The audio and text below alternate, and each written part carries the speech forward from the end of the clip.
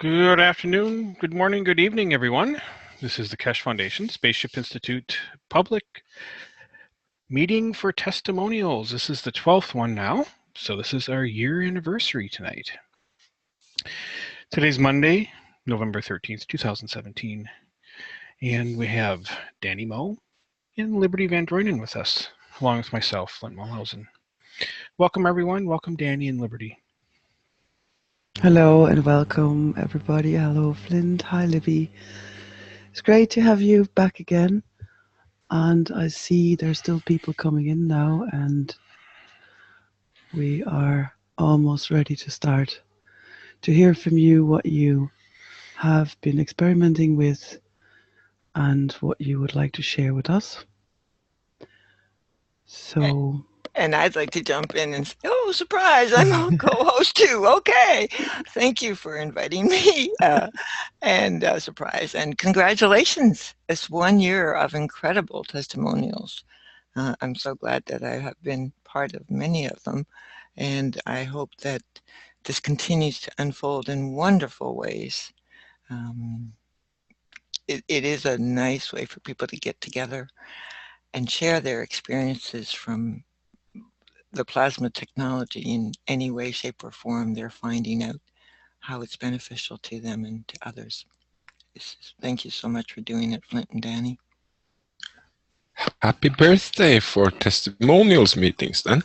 Yeah, it's been a year. It doesn't even feel like it. Yoo-hoo! yeah, cake and candles. Do we have anyone who would like to start, be the first one on this special? Well, I'd love to jump. Okay. Sorry. Go, Jalal, go. Yes. Testimonial to you. Testimonial to you. Testimonial to testimonial. Testimonial to us. Woo! Good one, Jalal. Yeah, thanks. Hip hooray, thank you. Already 1 year, my God. Yeah. It's like yesterday. Okay. So, Libby, you were saying you would like to start? Just to celebrate the wonderful class we had this afternoon with Klaus and the plasma technology, or the understanding of our universal connection field that we receive when we breathe together, bringing awareness to ourselves. And some may call it meditation, but really it's just awareness of your own fields and your fields that are connected to everybody. And I have done meditation for so long, and when I first came into the Keshe Foundation, it seemed like we were more not wanting to use the word meditation, and yet everything is meditation once you really get into the understanding of the awareness of your breath. And for the most part, of course, we breathe. Otherwise, we wouldn't be here. But we tend to breathe in a shallow way from our lungs as opposed to from our entire diaphragm. And it makes such a difference when we learn to just relax and expand our lower bellies. And so what I'd like to do is just to start this off, a celebration breathing of maybe 3 minutes together, sending out or receiving and feeling the joy and love we have for each other and for this plasma technology and for everything that we do receive from the sun, the earth, the wind, the water, all the elements around us. Is that all right with everybody? I'll take that's a yes. And Yes. okay. And then I would just try to lead us the way as much as I can, Klaus would, or I would in another lifetime of mine.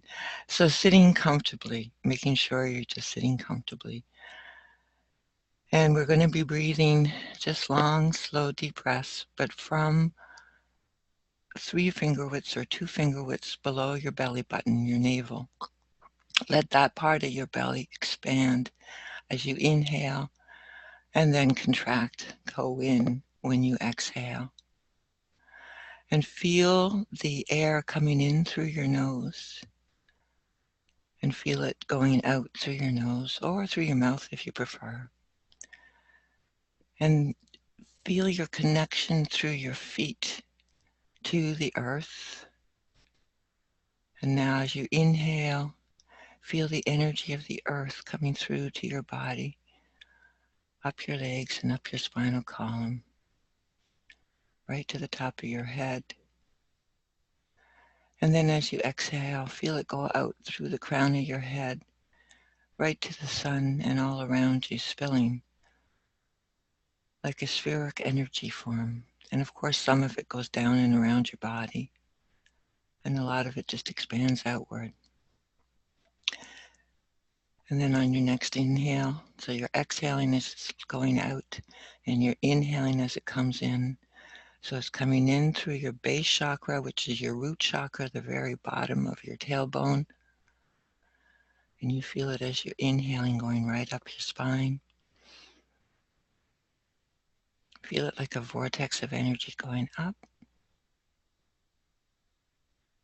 And as you exhale, it goes out and above your head through your crown chakra, the top of your head.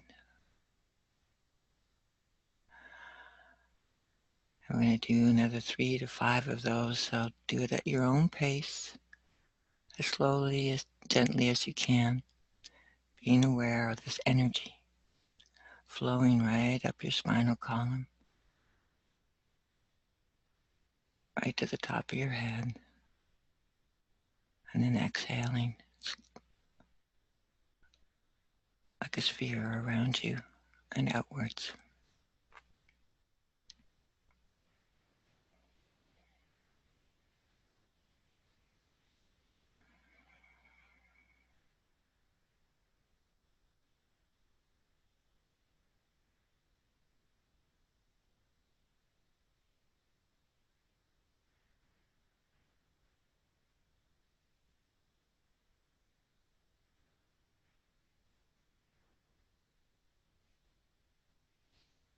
And now bringing your attention to your back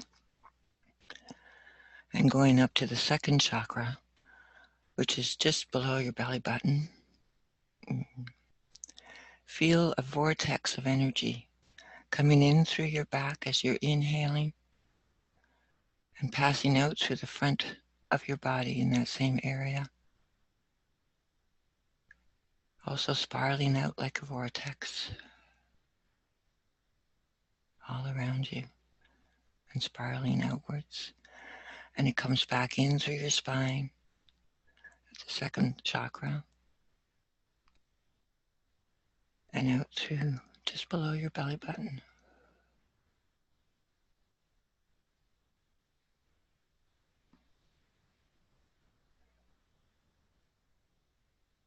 And do this 3, 4, or 5 times. Long, slow, deep breaths. Feel it spiraling through. And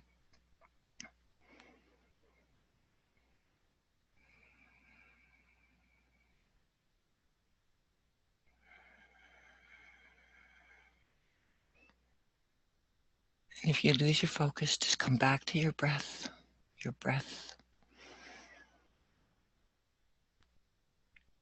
coming in through your back and going out through your front.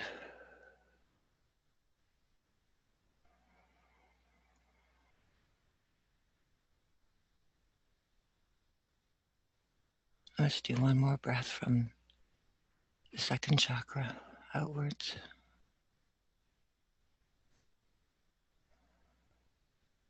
And now we move up to our solar plexus. And again, coming in through the spine, feel a vortex of energy.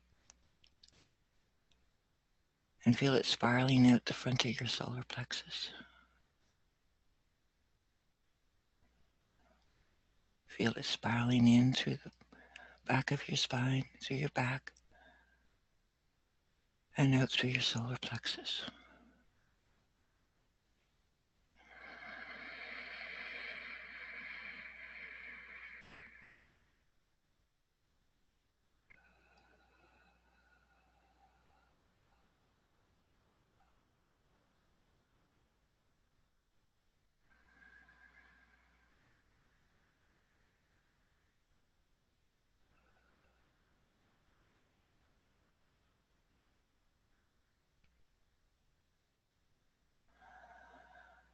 And now come into behind your heart on your back. And again, inhaling through behind your heart on your back, behind your heart area. Inhale, and as you exhale, let it come out through your heart. Spiraling vortex energy.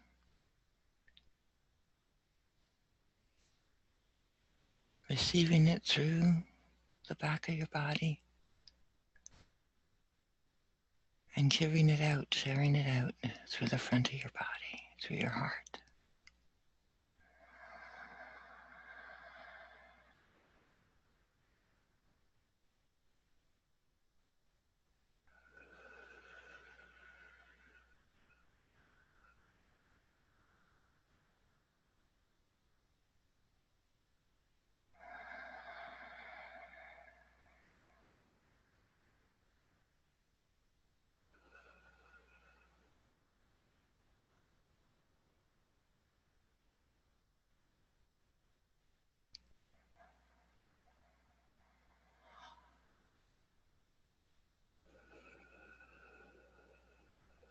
And then bringing your attention to the back of your throat and feeling the energy coming in like a spiral through the back of your neck, through your throat, and exhaling through the front of your throat.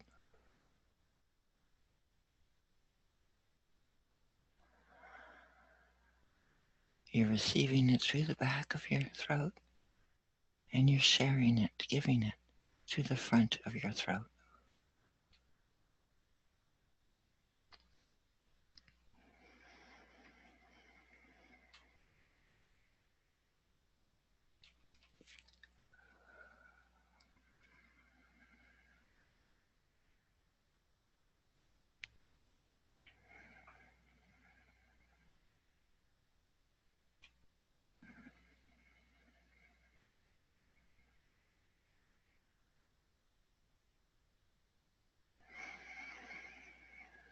And now traveling up to the back of your head, behind your third eye, the area between your eyebrows and slightly in.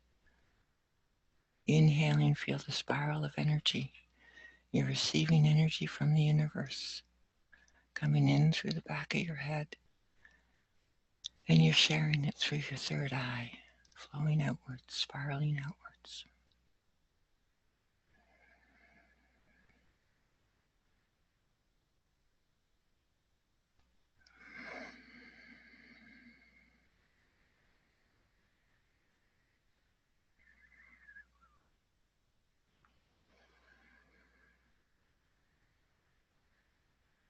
Spiraling in the back of your head, you're receiving it, and you're sharing, you're giving it through your third eye, letting it vortex spiral out from your third eye.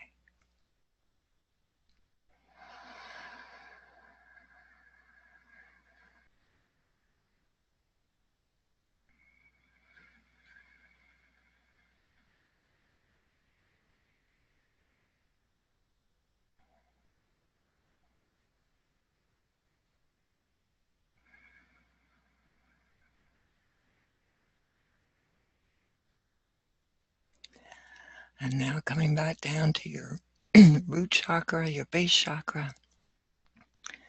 Again, feel the energy from the earth, from the elements, from all of the universe, coming up through your root chakra and flowing right up your spinal column to your crown chakra, the top of your head, and going outwards as you exhale.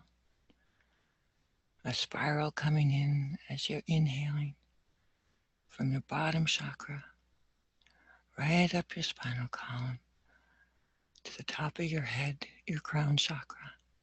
Exhaling, feel a sphere of energy above you, around you, below you, expanding outward as you exhale.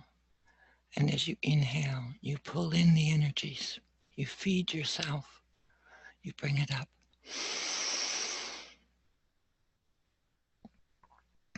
And you exhale right from the crown of your top of your head. Let's do 3 breaths like that.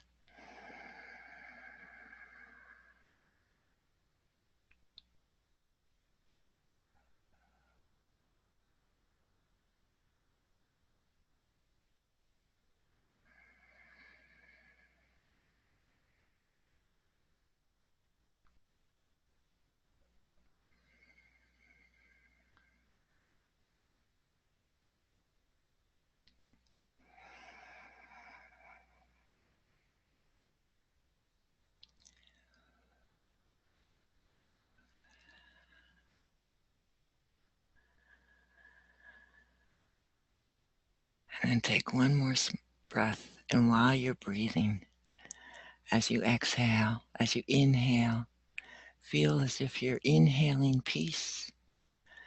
And as you exhale, feel as if you're exhaling love.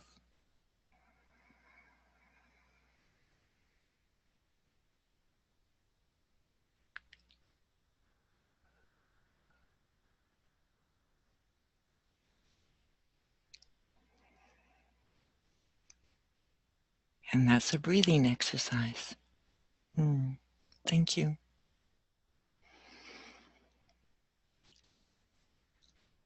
Thank you, Liberty. Yes, and thank you to Klaus for bringing that in to us today. Absolutely. Absolutely. It's beautiful. It's Thank anybody. you all. Oh, thank you. Yes. You're here, Klaus. Oh, thank you so much. This is such a gift you brought to us. Thank you. And now the room of universal connection will be stronger and stronger. That's nice. Blessings to you. Blessings. That's nice. To Yeah. all, give thanks to yourself, I said in the afternoon. That's really good. Thank you. Well, maybe you could be the first there, Klaus, to give us some testimonials of actually what happens after doing that. Yes, thank you for sure. The feeling is so much brighter in me, and I feel wonderful presence, and the fields are a little bit closer, like a dress. It's more become more a little bit more physical state like. It's wonderful. What we did is to open a new space, a new room for all of us to come in and to come closer to ourselves and to our soul. And with this little breathing, we are in the now moment and we're in the peace. And as with this wonderful guiding right now, we can expire this. And this room is for all of us. And every time we step into this room, it becomes more a standard in us and for all of us and for all of humanity. And that is very great to feel that it's so easy to build up or ignite new fields. It's a new conscious field in our foundation, and it's had a wonderful color. It's looked like greenish, a little bluish, and around white. And I will show this the next time with a little drawing, and it's very, very nice. Thank you.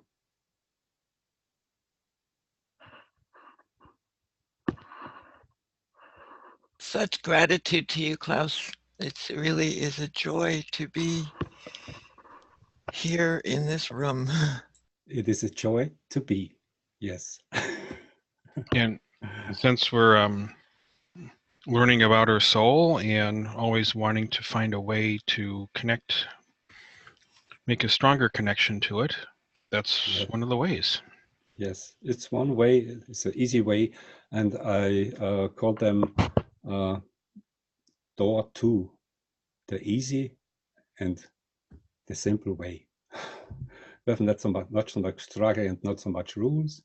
We did it and we be it. And as we do it in the afternoon, it was and is very, very nice. And peaceful. Thanks to ourselves. Yes, thank you. So if that's door 2, what's behind door 1 and 3?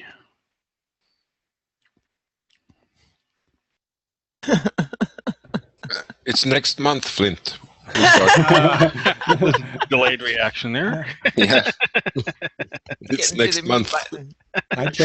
I chose the easy way, and so it's for me the door 2. Maybe someone want to go in 1 or 3. It's no problem.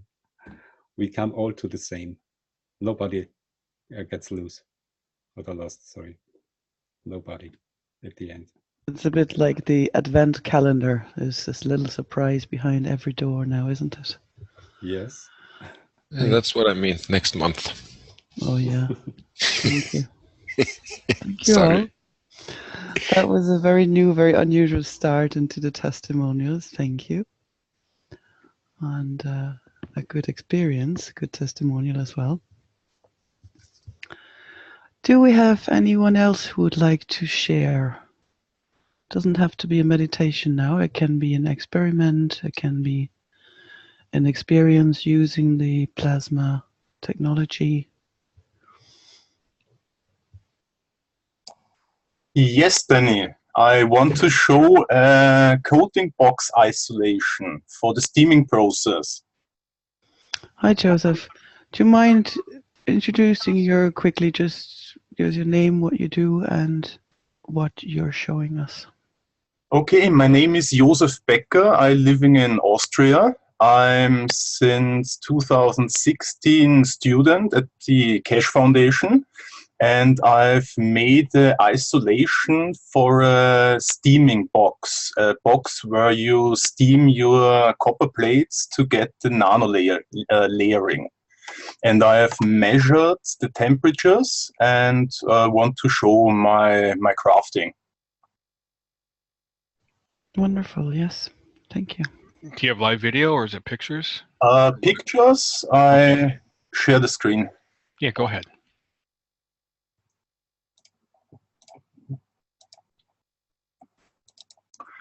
Okay, this is a 10-liter PP05 box, and there are 2 measurement points, one at the top and one at the other point. And I've made an insulation for it. This is the top, and there is the body, the box. I've made inner ring and the outer ring. I have striped the foil at the bottom, and with a duct tape made this round circle on a round wood plate. And between there is a normal stone wool. And yes, this is the box, and I filled the box with 50 grams of caustic mix, 40 to 10, like Shandor mentioned in one of his teachings. And I gave 1 liter of distilled water in there and closed the lid immediately. And the maximum temperature at starting was 80 degrees. That's good for the plastic, that the plastic don't melt or make some things. And the temperature got 24 hours back to the room temperature, and the room temperature was at 21 degrees. So the normal process without this insulation goes about 6 hours back to room temperature, or slightly a little bit more. And with the insulation, it takes longer. At the measurements, I could see that there are at each electrode other levels. So I can I think in there is an ongoing flow, because at the outer part of the box there it is slightly less temperature, and at the top was more temperature, and this went over the whole process time. So it's not really 100% homogeneous, but the coatings got a really good color, and it's recommended for very cold rooms, or if you want to coat outside. Yes, and that's all. Can I just ask you now, you've built this box for the purpose of coating copper plates, yes? Yes, that the steam has more time. Just a moment. To get a longer process, not just the steam. The steam takes 6 hours to get back to room temperature. And with this insulation, the process goes about 24 hours. And I think the longer the process, the better the coating. Okay, so you're trying to keep the temperature up? Yes. To get a better coating for the copper plates. Okay. Very good. Did it take you long to build that? I think 1 or 2 hours, and instead of this foil, this is a special reflection foil that I bought to reflect the sunlight in the hot areas of the house. And you can use also aluminium paper, but it has to be a thicker one, and you have to take it double, so it's stronger. And you can change the boxes. You can. It's not good to see, but the boxes are at the bottom smaller than at the top. So you can change the boxes whenever you want. If one process is ready, then you can take out the box and give the next box in there and make the next steaming. And you're hanging your plates into that, yeah? Yes, I'm hanging the plates. And the coils and everything else. Mm-hmm. Great, thank you. Anyone have questions for Joseph on this?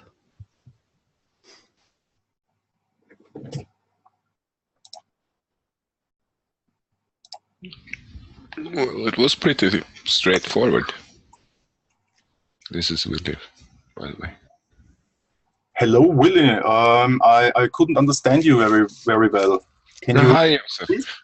Yeah, I said it seems like it's pretty straightforward to make the box, or the installation box. Yes, and you can take, it's called in German Styropor. Yeah, like, I don't know what it's called in English, but in Norwegian it's isopor. Yes, and but if you use plates, you get in the corners air. Yeah. Because if you use a round box and then plates, then you get then you have to fill up these corners with stone wool or glass wool or something else. Yeah, or some building foams or something. Yes. It all depends how you cut the styrofoam. Yes, of course. But if you're gonna make it fast. Yes, with hot wire you can cut the styropor. Yeah. Or with a sharp knife. Yes. Very good, thank you. Or a cutter. or a hot hot wire. Use a resistant wire with a 12-volt battery.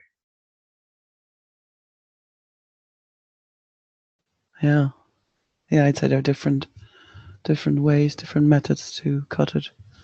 Good thinking. I made some planks of styrofoam with the shape of pyramids, with hundreds of pyramids all along, to give a special effect on the pyramid power.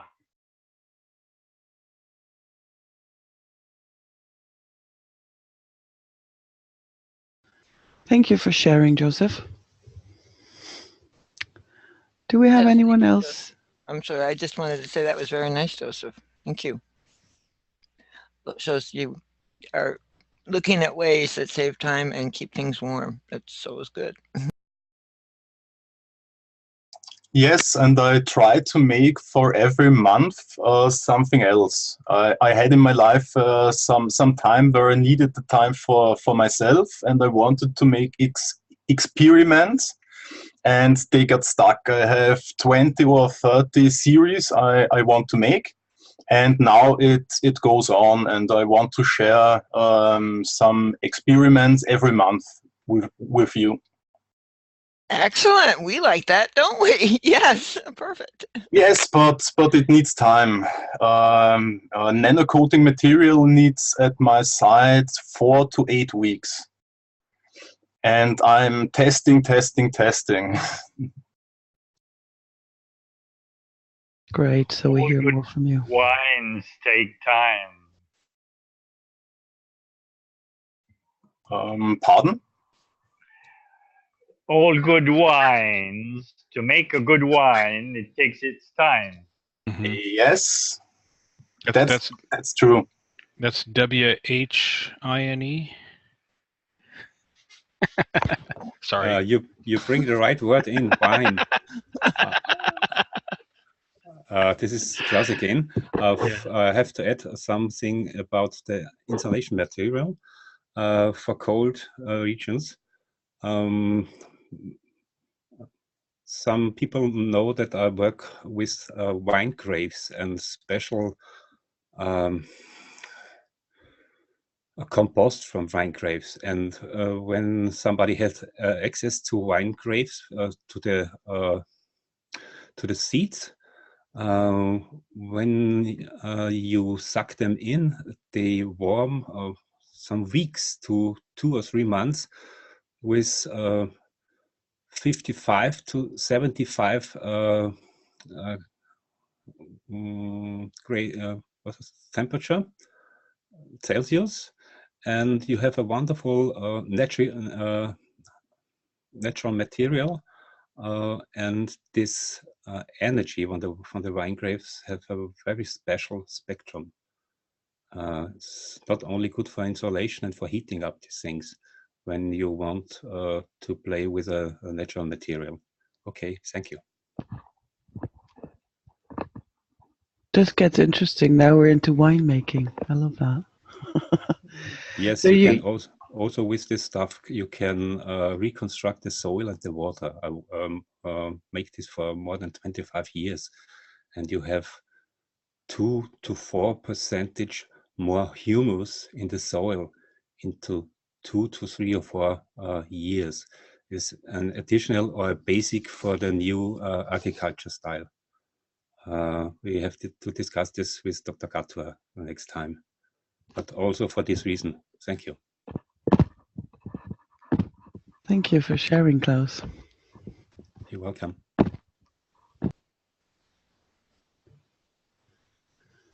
Do we have more experiments or experiences?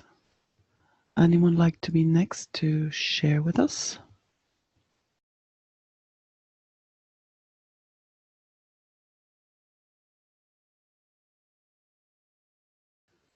Is there anyone from the Polish community maybe who would like to share their findings or experiments with us?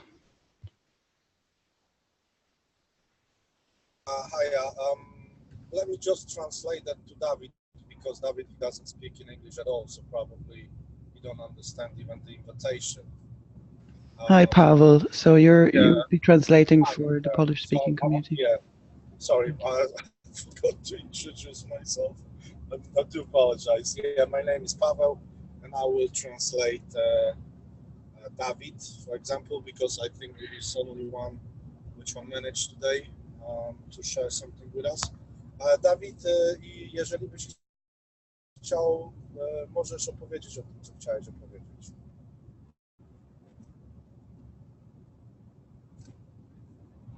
Halo? Witam wszystkich. Mam na imię Dawid. Jestem z Polski. Może najpierw powiedz, Paweł, skąd jestem, jak się nazywam. No. Okay. Hello everyone. My name is David and I'm from Poland. Okay. Chciałem powiedzieć o formacji gwiazdy, która jest w nas. I would like to share with you something about the star formations, which one is within us. Chodzi o serce, płuca i głowę, centrum głowy.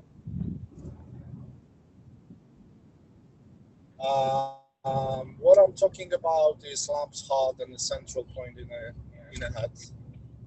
Okay. I połączenie między tymi czterema reaktorami jest poprzez życzenie i intencje. To jest, jeszcze tego nie dopracowałem do końca, ale mniej więcej tak to jest. I ta formacja jest bardzo silna. Okay. Poczekaj, bo ja muszę to przetłumaczyć. And the connection between those reactors is coming out through the wish and intention. Okay? I ta formacja jest bardzo silna i przy dobrej intencji można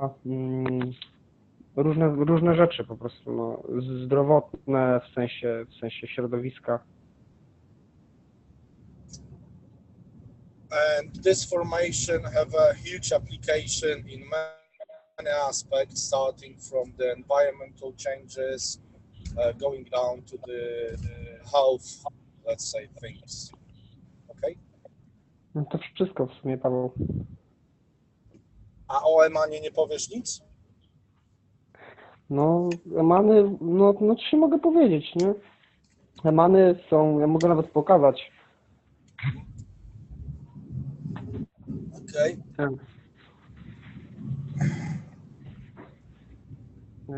David would like to share something on the camera. I don't know if he's gonna be able to do that over the screen. Like just. Yeah, you can do the live camera. Okay. A jak chcesz, Dawid, włączyć kamerę, to po prostu ją włącz.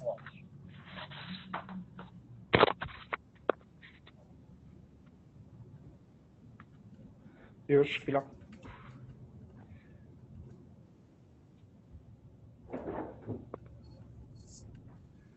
Ojej.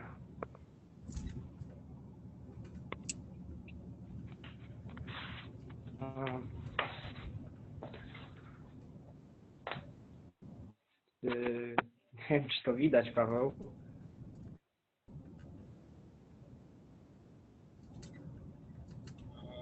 Ja nic nie widzę. O, widać.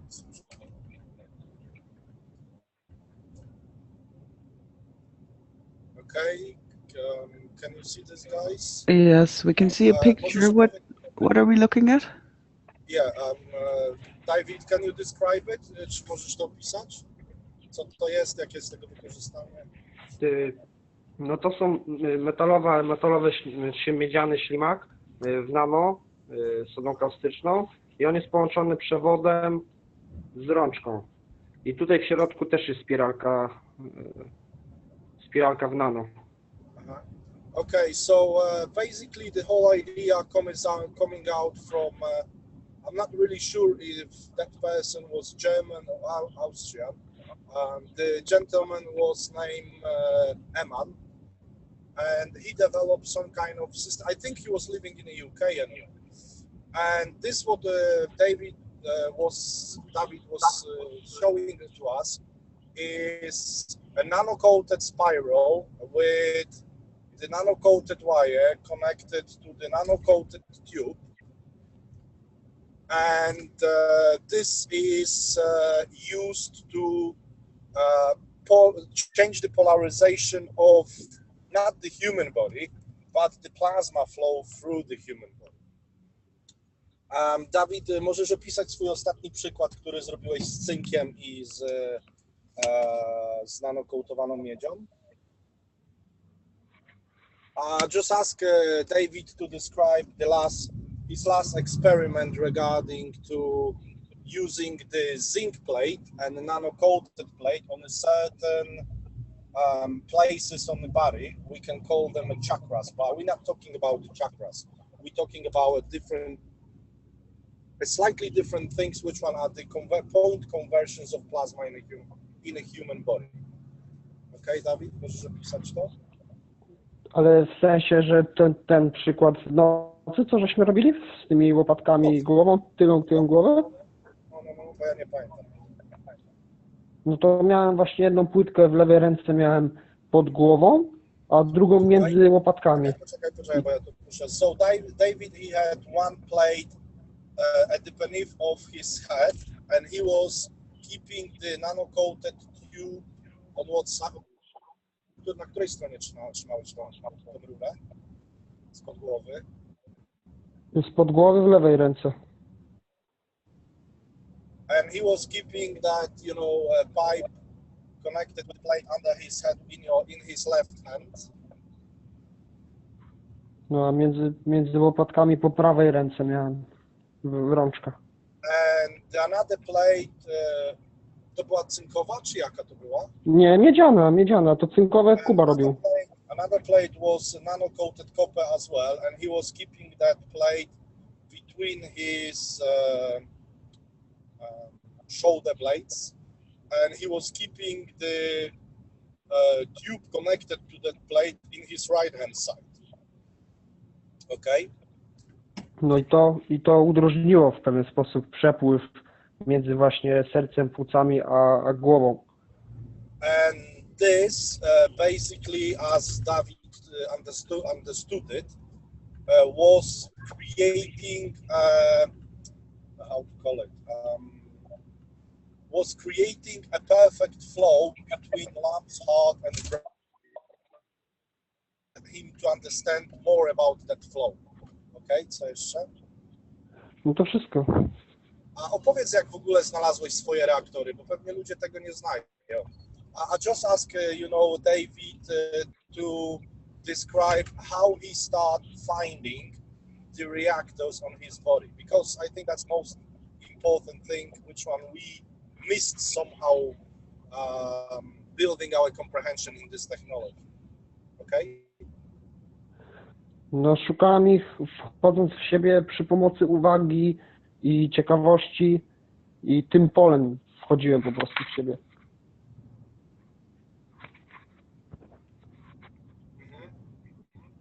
So he will start looking for some kind of, let's say, inspiration and focus, and he will start like looking inside of it. Okay?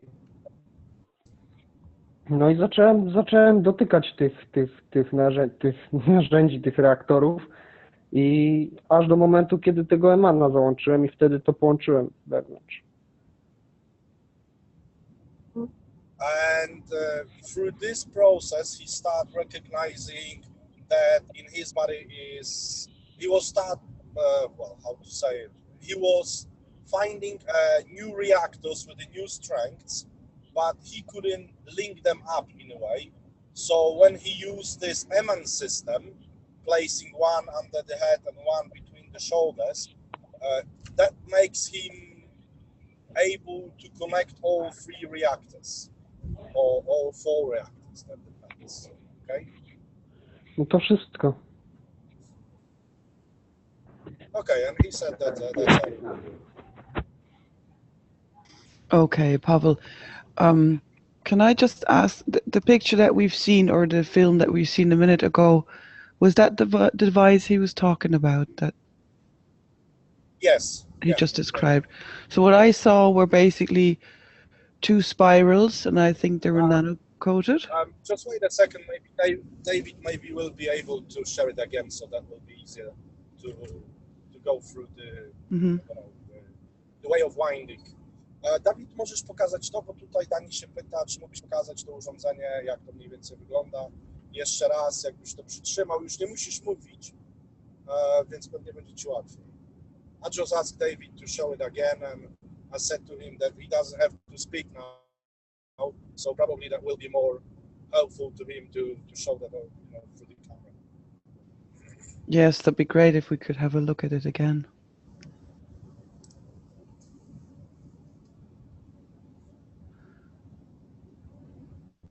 Dawid, halo, jesteś tam?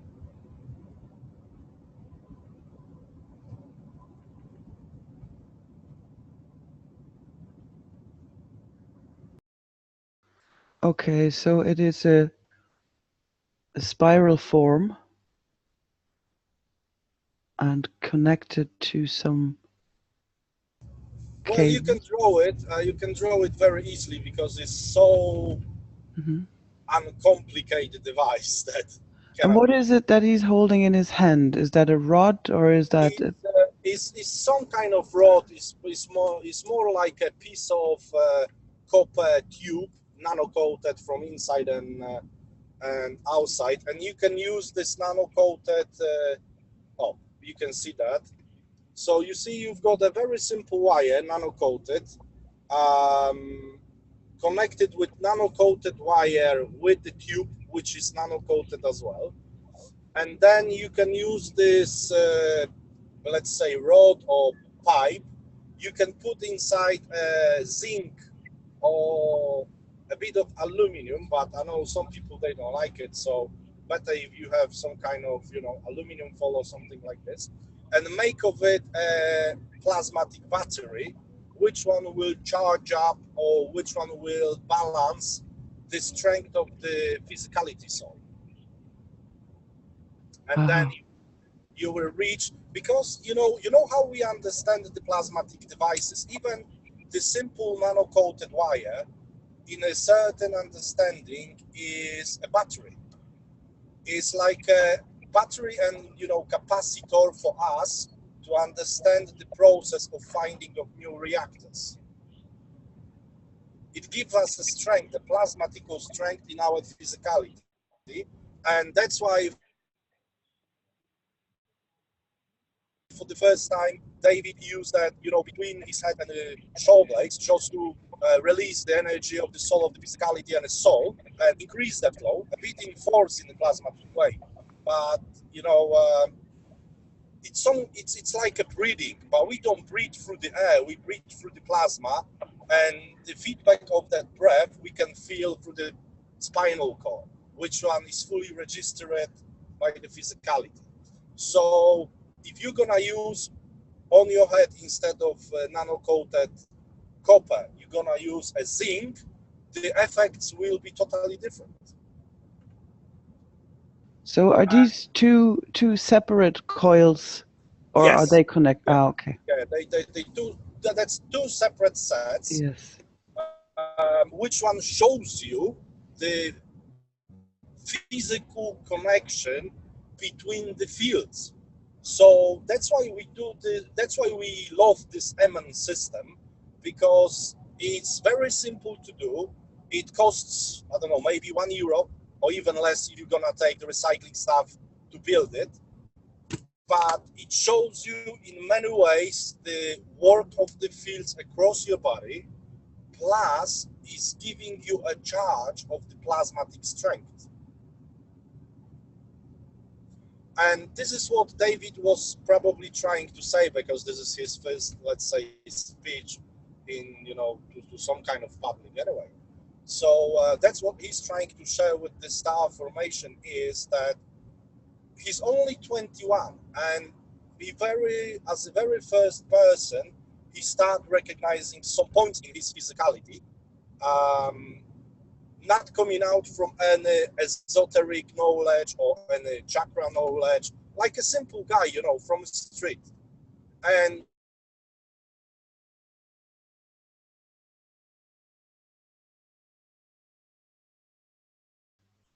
We lost you there, Pavel.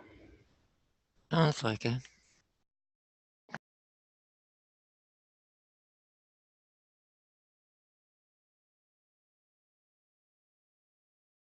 Oh, Yes, you're back now. Yeah.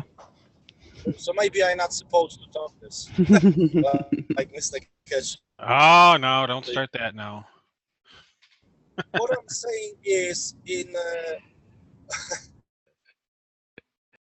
playing with these toys, a lot of us understood that something's happening on our physicality, that something start popping out which never was there, but is so that we cannot deny it.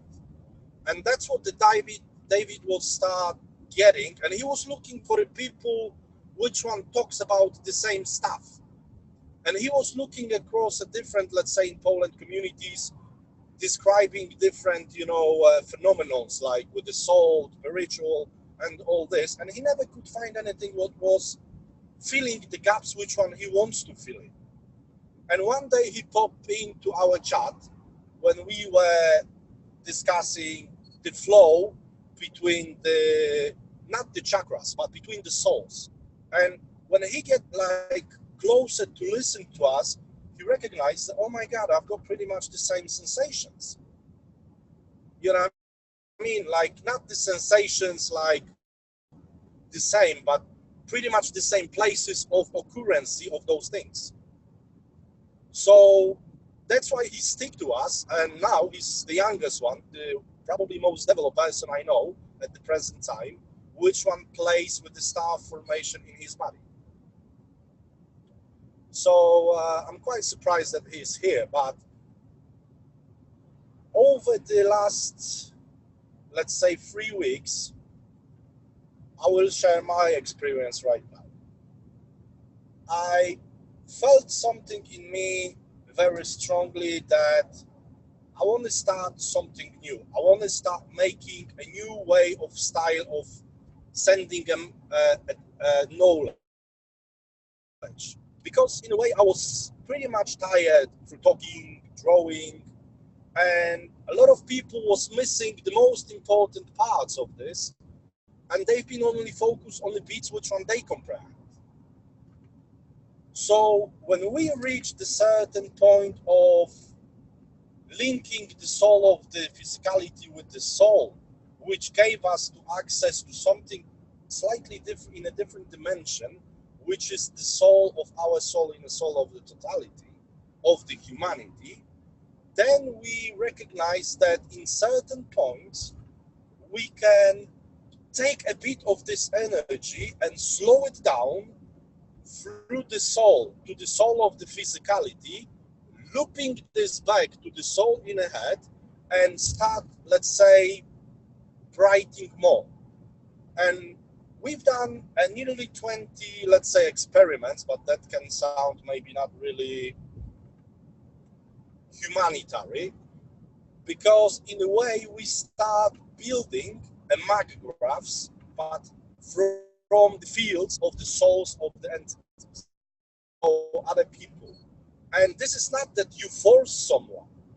And to make this, we use actually 2 pens or Eman system just for the confirmation for the person to accept what is given to her.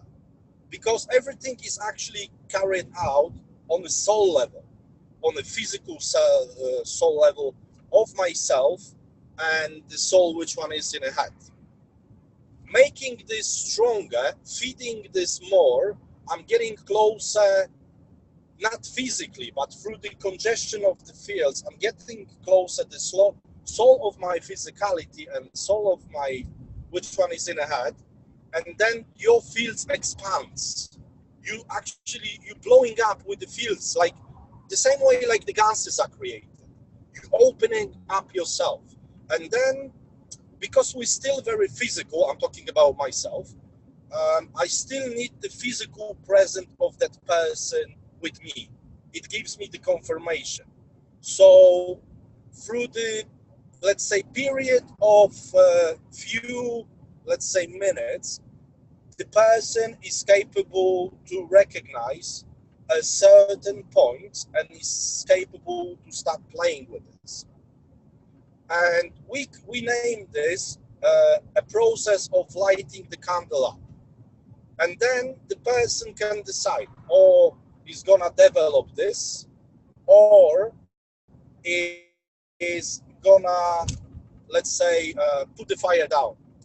But there is another interesting thing which one come out or came out in the meantime, because the people which one decide to abandon those new way of understanding, they just abandon, and that's fine. That's absolutely up to them.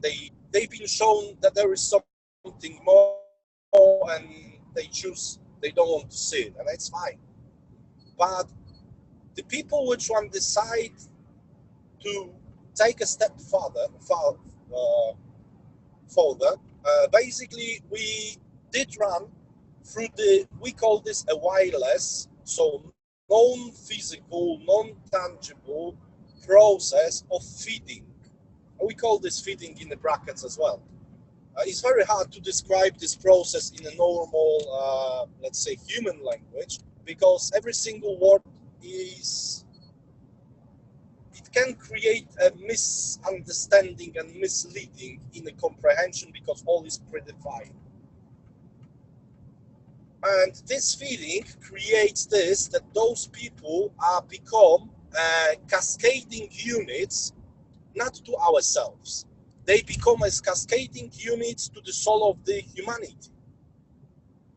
Because when we reach a certain point of, let's say, in the big brackets, being present and aware of being present in this soul of the humanity, we recognize that thing that we can elevate not only the Pope, not only the President of the United States, or the worst people we ever can name it, but we can focus on the elevation of the whole total soul, linking up with a certain point of the soul.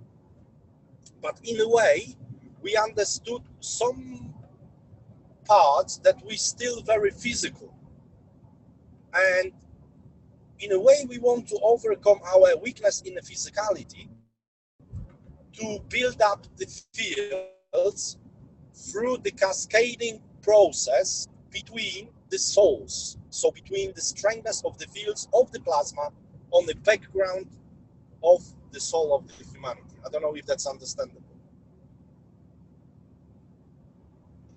Yeah, Pavel, that already sounds very advanced experiment stage here. But, you know, the funny thing is, we can pass the knowledge to the others in a very easy way. And once someone understood it, he can elevate the whole city.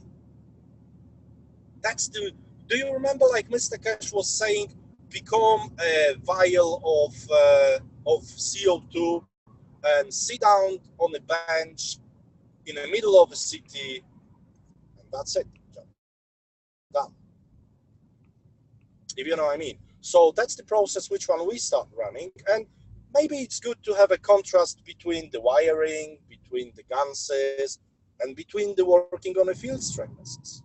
There is always something to stick in a way, if you know what I mean. Yeah.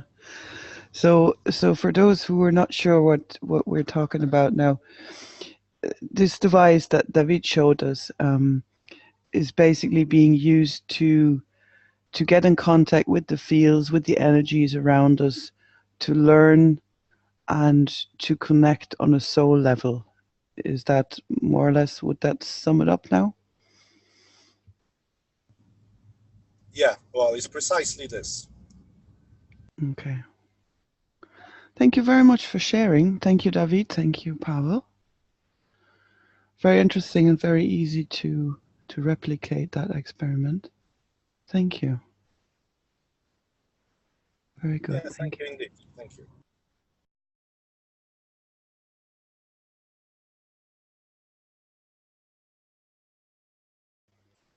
Has anyone else questions for David or Pavel in regards to this device? Or like to share their own?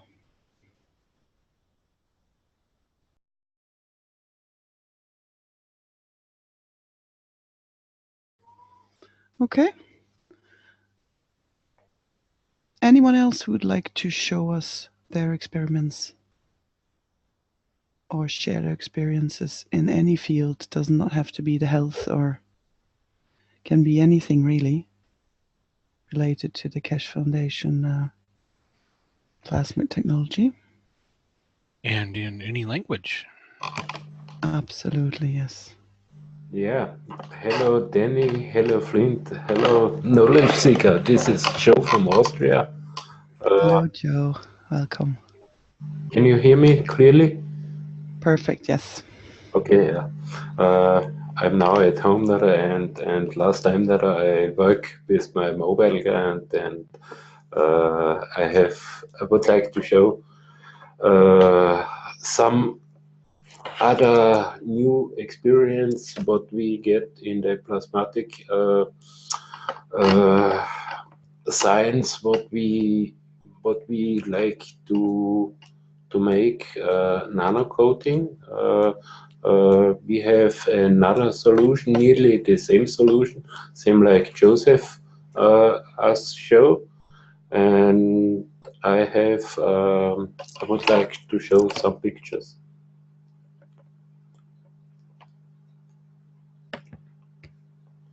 Yeah, go ahead. Open up the pictures first, and then you want to share them? Yes, the pictures are open up, but you must give me the rights for sharing. Go ahead.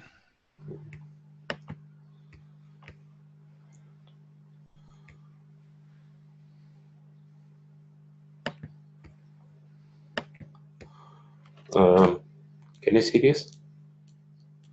Yes. This is a testimonial what we reached today. This is from a person who is 73 years old, and he have much problem on his legs, and he make a treatment about CO2 zinc oxide liquid plasma for a while, for 10 days. This is the result where the legs looks like before and after. This is 10 days after the right picture. And Wow. Wow. Nice, good testimonial. Was that skin cancer, or was that? I think not. It's not cancer, but it's an open wound, and an old person he would like to not very good heal, and we can see CO2 works. Is that an open leg related to diabetes, or? I don't know. Weißt du, was ich meine? Offenes Bein? Ja. Offenes Bein, ja, aber ob das Diabetes ist, das weiß ich nicht. Okay. Ja. And yeah, this is very, very fantastic. And we have another experience also. We have with open wounds on hands, with neurodermitis, is CO2 liquid plasma is fantastic. What he make. But I have no actually now. What was the procedure? Did he just spray it on, or did he wrap it? Wrap it. Wrapped it like a poultice? Yeah, there's wrap it every day for some hours, 2 or 3 hours every day, and he removed and get it open for das ist 2 or 3 hours every day, and this is between 10 days. The result. It's closed, and he is very, very happy. He has this for a long time, for many months. But more information, information I don't have. Okay, this is picture number 1, what I like to share. The next, what Can I just ask Joe? Yeah. In the description there, it says that a moist bandage with CO2 had been used for several hours. So it was not a patch; it was CO2 water directly on the bandage. Yes. Yeah. Uh-huh. It is directly CO2 liquid plasma. Yeah. Okay, thank you. Without guns, no guns, only the liquid plasma. Yes. Any question?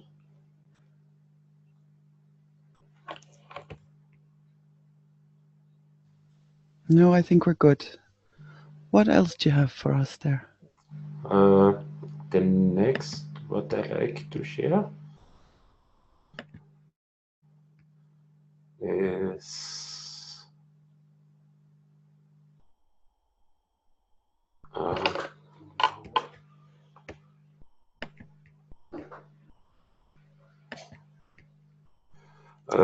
this. No, this is sorry, this is the wrong picture.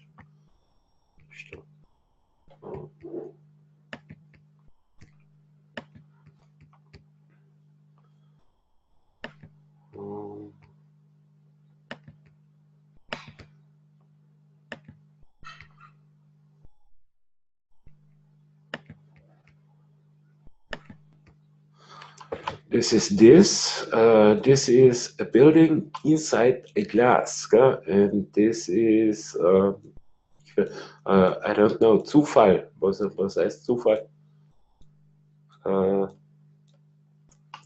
This is there was Accidentally, yeah. Accidentally, yeah. And this is normal drinking glass, and there was filled with CO2 liquid plasma, maybe 2 centiliter, and the rest was filled up with normal drinking water. And he stands for some days in the near of the heater, and this is the formation what he builds for between 2 or 3 days, and this is very interesting.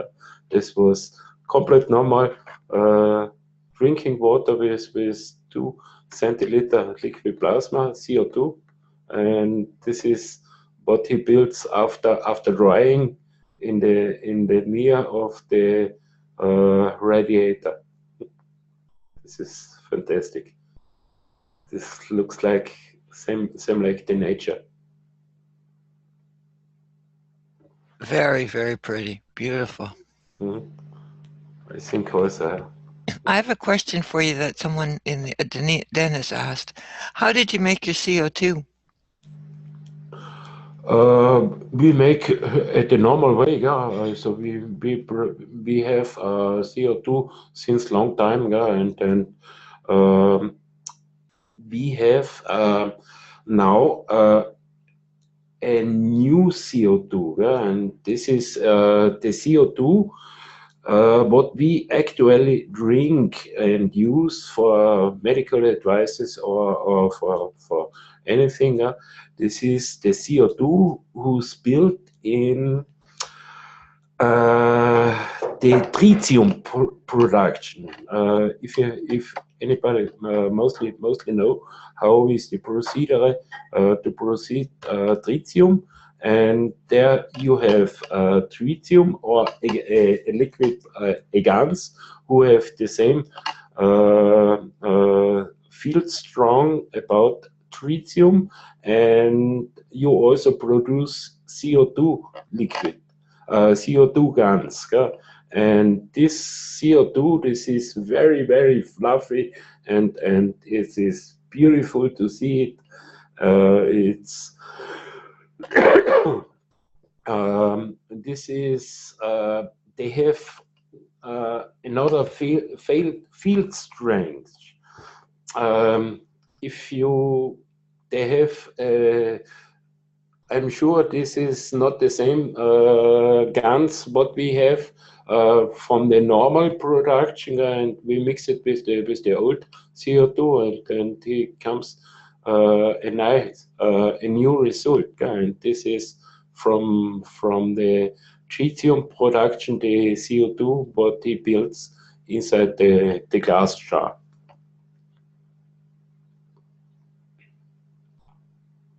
Well, it sure does look like magic. Thank you so much, Joe. Okay, no problem.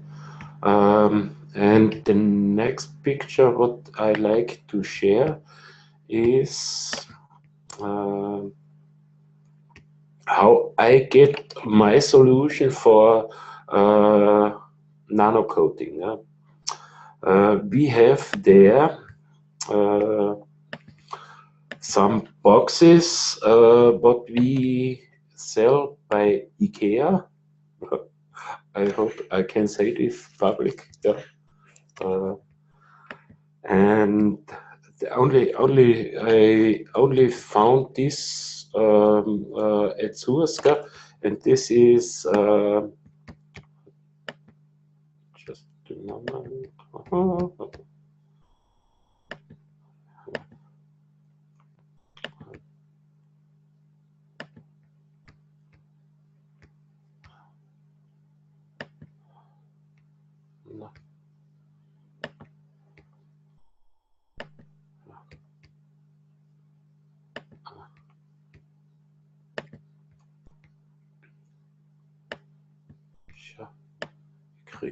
Das.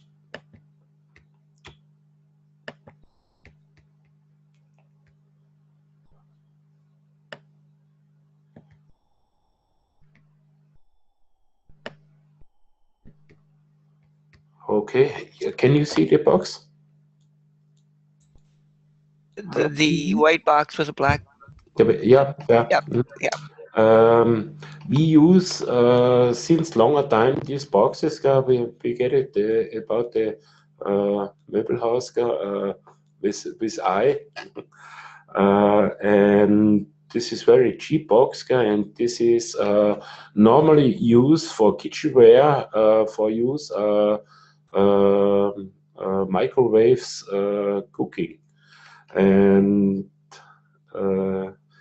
this is very good box for nano coating, and I get on this box two spots, two holes to hang on my coils inside. There is I only can use one box and one coil, yeah? And I get the minus and the plus outside of the box, and I connect the minus and the plus with cables, but I show first this picture.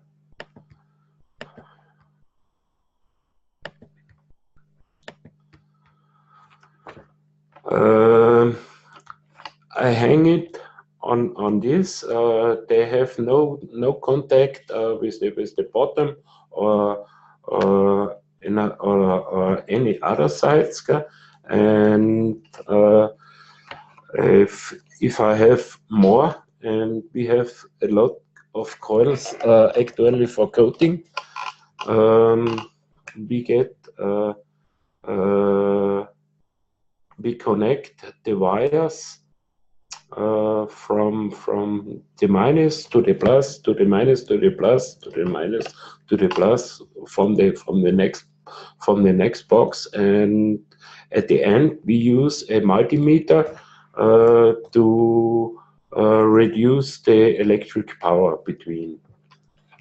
And this is the next picture.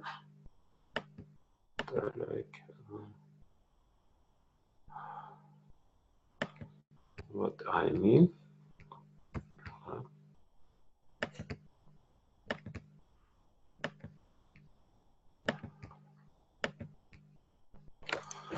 this is what I mean. The minus and the plus get out, and I connect it to the next box, and there you can make 20 or 100 coils in a serial, and this is what I have my solution for nano coating. I give this this box stand at 90 degrees in a carton, and over this carton I give a blanket for uniform nano coating. But we know, I talked with Sandor last week, and Sandor said at the sun side you have another nano coating, same like at the dark side. Also you have a different nano coating about between the gravitation and the magnetic coil. At the gravitation there can always smaller light, and if I get this on the dark side, I get a uniform coating. And this is why I make this so. And the blanket and the box, the big box, with 20 boxes in serial. I have in a very small room where we very good temperature inside. We have about 20, 24, 25 degrees inside, and I get really a beautiful nano coating and a uniform nano coating.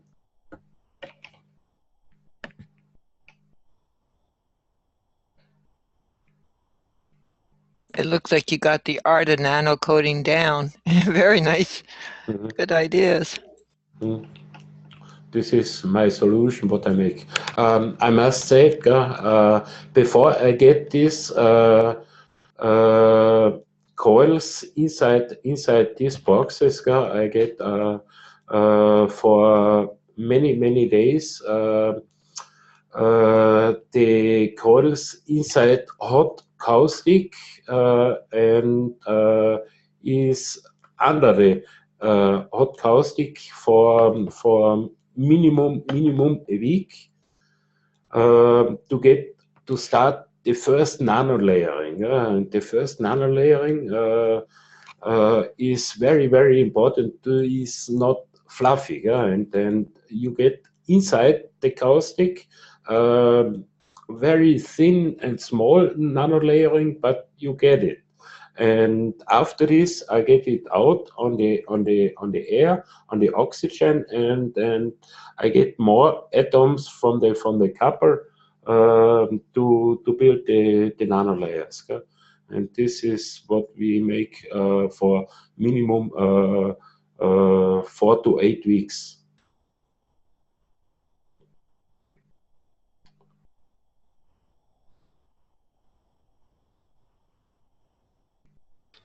You are a busy man, Joe. I'm very busy. Yeah. I do my best. Yeah. One picture at last I would like to show what is also the result about liquid plasma at the plants. Can you see this picture? Can you see No. It didn't change. What? Job?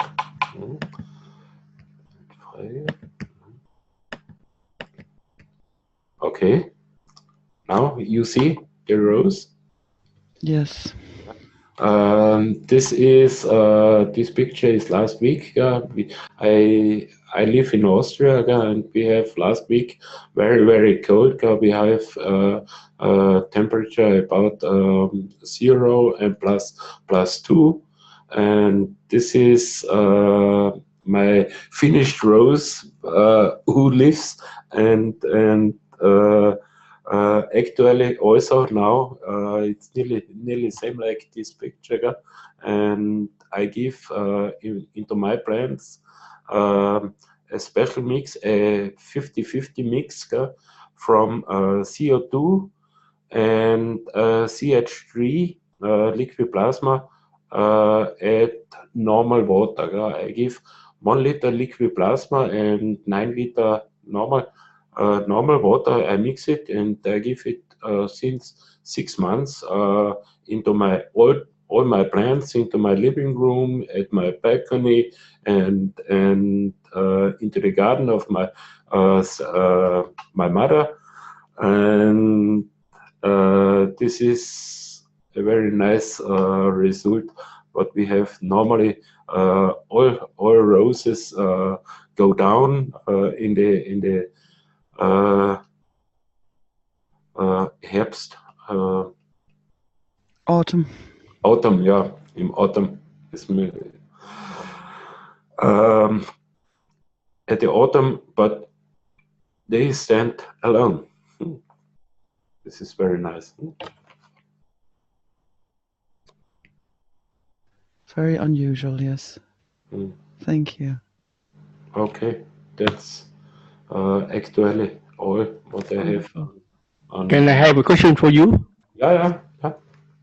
Have you made the coin in the bath of caustic? No. In the caustic part, I have the big jar where I get 50 or 60 coils on one step, and then there is only inside in the box, and there comes sun and there is it not connected. But inside the boxes, I have connected the small boxes. There is the connection. And you get the box in 90 degree? Yeah, 90 degree. 90 degree for how long time? Minimum 4 weeks to 8 weeks. Oh. Don't you think it's too long? No, I think nanolayering is the important process of the nanotechnology. If you have a uniform and a good coating, you get more plasma. And I must say, I use NHOA and KOA. Yeah. I mix both for the nano coating solution. I give 40 grams per liter NHOA and 10 grams KOA, and I added it I need more caustic. I produce at one step that are minimum 10 liters. Do you put on the caustic on 8 week? Yeah. When do you have polarize the coin? Polarize at the finish, but at the while the nano coating, I have a multimeter between. You have put the electricity on the coil at outside. Yeah. And after 18 months, how many times do you get to the temperature of the room temperature? The room temperature is very warm. No, I have the room temperature is actually about I guess minimum 24 degrees. I guess 25 maybe. No, I say when you get the coil be dry, how long do you get the coil be dry? Ich verstehe die Frage nicht, Dani. What and Chin, what are you trying to ask him? Because I didn't. Because he put on the box, he have to try the coin before to get out. Oh, how dry? How long does he let it dry? Was that your question? Yeah. Oh. Okay. The dry is yeah, the dry is also while the coating. If you get so long nano coating, it starts the dry process automatically, and after 6-8 weeks, I get it more drying for minimum I think 5, 6, 7 days for soft, not strong drying, and then for soft drying. You say you don't make on the bath, and you put on the box for 18 degrees for 8 months. Yeah. That's good. Yeah. That what I have done, but Mr.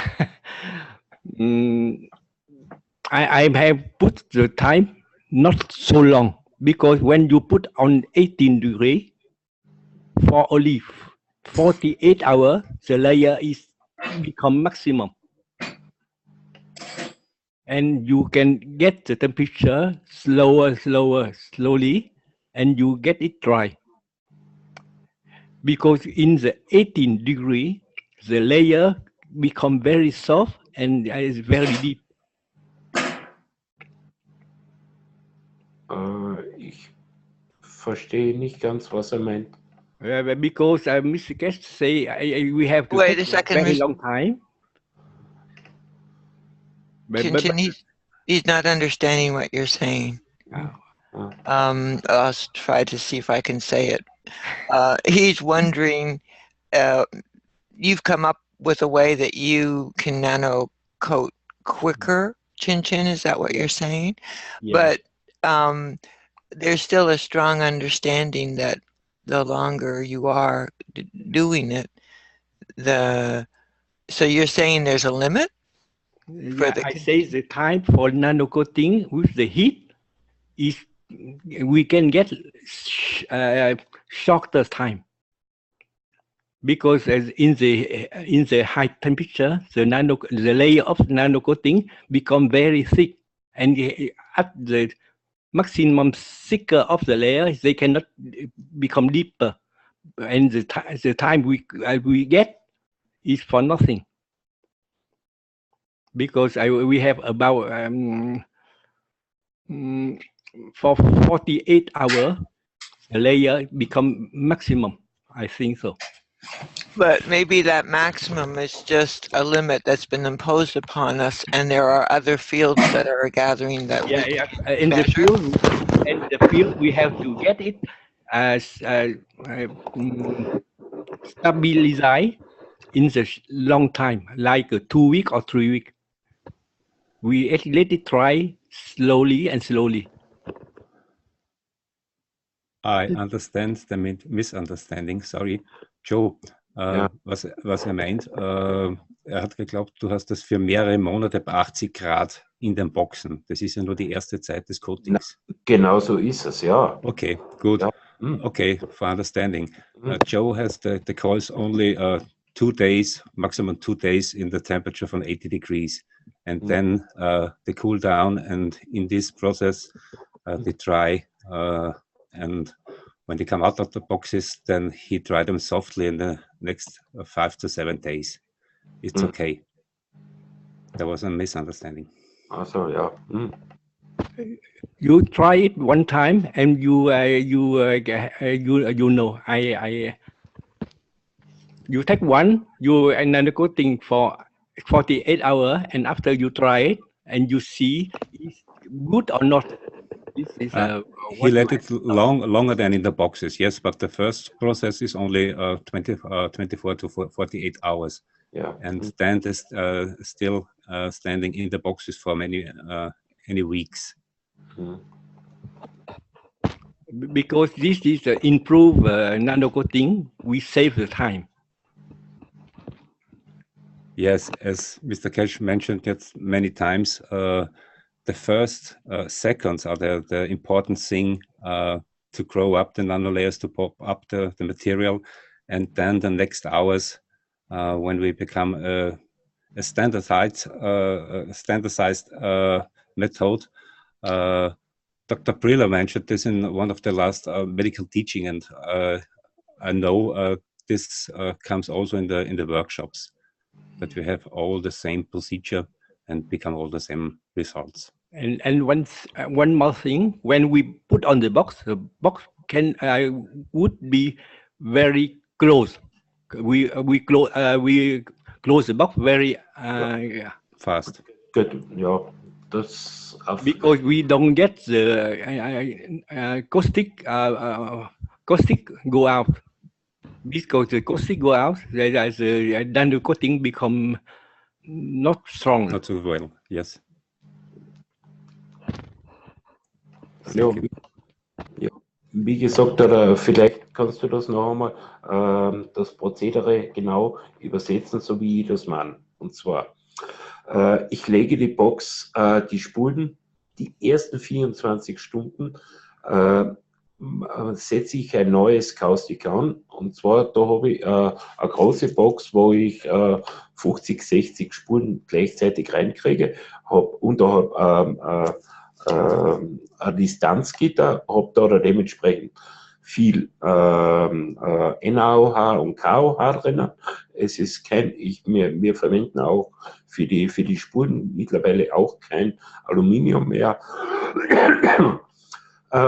Dann bleibt sie dort drinnen in den Raum, wo er für 24 bis 48 Stunden, wo die Spulen komplett im Kaustik drinnen sind. Und da bilden sich schon erste Nanoschichten. Ja. Das sieht man zwar relativ schwer, aber es bilden sich schon im Kaustik drinnen auch Nanoschichten. Ja. Und dann nehme ich sie heraus und dann hänge ich sie erst in diese kleine Boxen und verbinde sie plus, minus, plus, minus, plus, minus. Ja. Zumindest so habe ich das verstanden, kriegt man ein Uniform-Coating. Okay. Gut, möchtest du? Do, I don't mind. If you're so good in it, go for it. Thank you. Thanks. Good.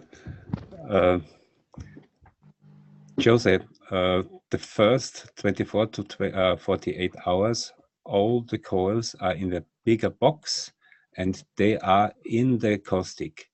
And he mixed the caustic and the KOH. And then after this time, they get the coils out of the bigger box and they come in smaller boxes. And then is in this time the coating starts, and then they begin in the smaller coating.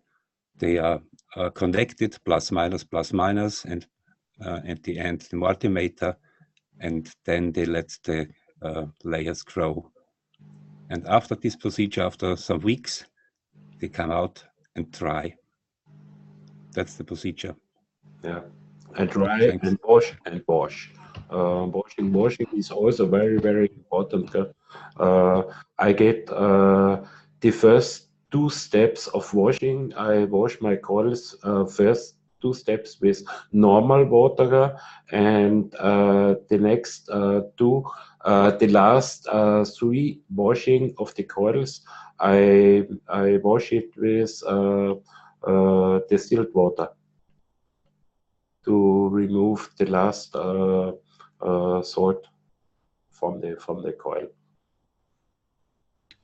Thank you for clarifying, and thank you, Klaus, for translating. And I think Chin and Joe are talking about the same thing here. And thank you for explaining it so detailed. And of course, after washing, before washing, I get with the multimeter with ohm. At the ohm currency, and then I send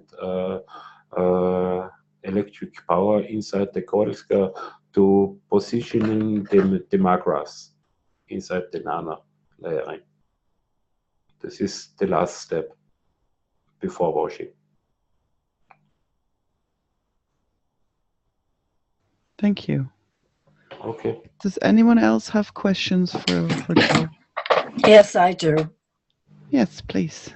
Can you hear me? Yes, Yeah. Patricia, we can hear you. Okay, I can't hear myself. The photograph of I think the 3 boxes, and the 4th one appears to be something different. But the front 2 boxes have the wires extending out from the coils inside, and they're attached to alligator clips. But it doesn't show in the photograph what those alligator clips are attached to on the other end. Okay. Did you understand that, Joe? Yeah. The end of the this is the picture is not correctly. Yeah? I put the end of the wire. They're coming maximum a centimeter out, yeah? And I have there no nano coating. Yeah? And at the alligator clips. Who goes to the next box? Ja, weiß nicht, ob ich sagen soll, aber Sag in Deutschland. ja,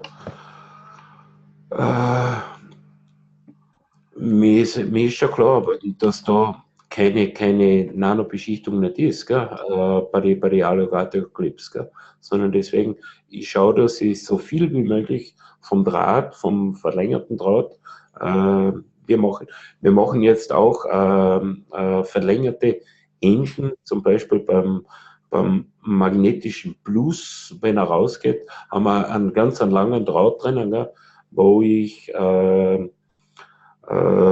dann auf die Kapazitoren fahre, damit ich da nicht, damit das eine Nanoschicht, eine durchgehende Nanoschicht ist, wo ich auf die Kapazitoren die Verbindung mache. Genauso mache ich das mit dem gravitativen Minus bei der ersten Spur, bei der untersten Spur habe ich auch ein längeres Ende, und das wird in einen Durchgang mitgecoatet. Und das ist auch in dieser Box drin. So you're saying that what you're doing isn't really what you were showing on the picture, and that you usually use longer ends which are nano-coated and also connected to capacitors. Is that correct now? No. We use pro magraph 9 capacitors. We have 5 capacitors in front of the magraph, and we have 4 capacitors after the magraph. Yeah, I think Patricia's question was, where are the wires going to? Because she couldn't see it on the pictures now with the alligator clips. No, they're going from one box to the next box. I have 2 wires outside of the box, and there is one is the plus and one is the minus. The plus is at the magnetic 144 coil, and the minus is the 81 gravitation coil. This is the minus, and this is the end going out. If I go with the alligator clips to the next box, I go from the minus to the plus of the next coil. This is the same principle where is the connecting inside the magraph. There I also get with the minus to the plus, to the minus to the plus, and at the top stacker I get to the capacitors, and I can make a setup that with 100 coils also in series. Okay. Does that answer your question, Patricia? Well, my ears are poor, and the sound is kind of distorted, so I really know. What Okay. I think I'm gathering is that those alligator clips are attached to another box, just like it, in front of it. Yes. But then there's got to be some termination there. What does it terminate on? He's connecting basically the minus from the one box coming out to the plus of the next box and so on. So, Joe, where does the last one go? Very good. That's the question. We're getting there. I imagine to Joe. multimeter. Joe, wo geht die letzten Verbindung hin? The last connection, the last two connections. If I start with this setup, I have one minus at the rest and one plus. And there is the connection between the multimeter. There I get the multimeter between. They attach to the multimeter? Yeah. The multimeter between is between the last box and the first box. I start with the plus of the first box, get on the minus to the second box, and at the end box I have also one wire, one end, and at the first box I have also a minus and a plus, and between this minus and plus, between you can have 100 boxes is one multimeter in milliampere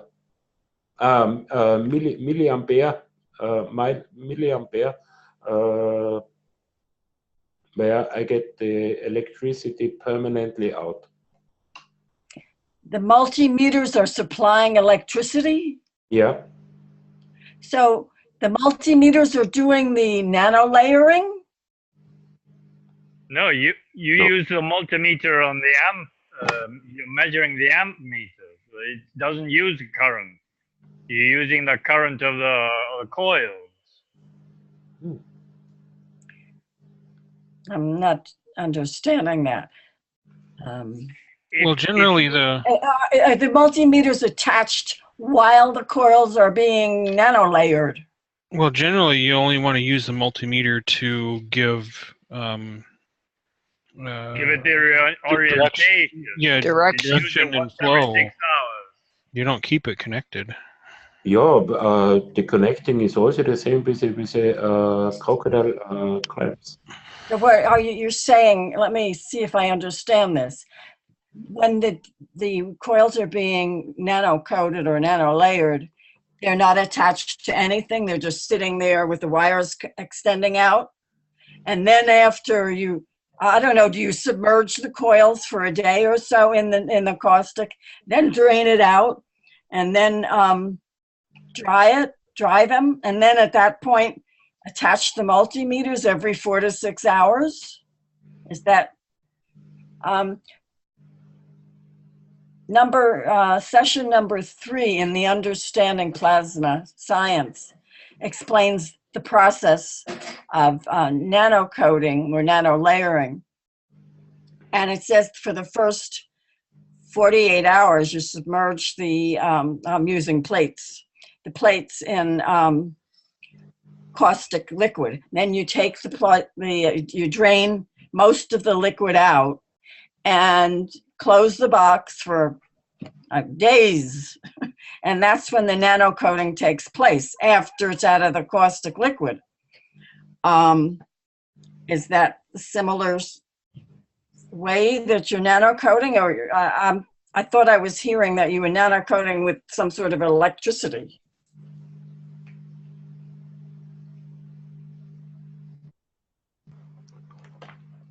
Can you translate? Can anybody translate it? Ja, Joe. Patricia war sich nicht ganz klar über den Prozess des Nanocoatings und denkt, sie hat gesehen, dass du mit Strom nanocoatest. Nein. Ich ziehe nur die bestehende Elektrizität raus, die sich drinnen aufbaut, ja. Und deswegen So, ja. Und ich fahre schon mit Strom, aber erst ganz zum Schluss für die Positionierung der Magravs in den Nanoschichten, aber erst ganz zum Schluss, dann stelle ich auf Mega um, auf 20 Mega um und schicke dann Strom durch, aber nur mit dem Multimeter. so Joe is saying he's not using electricity to nanocode. He is just at the very end using it and putting it onto 20 ohm to send in electricity.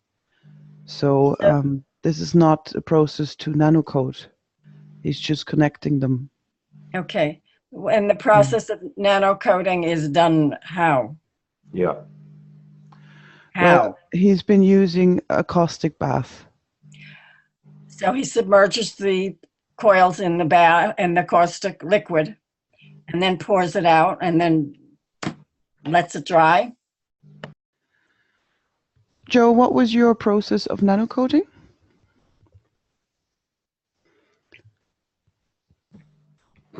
Jetzt habe ich nicht ganz verstanden. Wie hast du dein Nanocoating gemacht?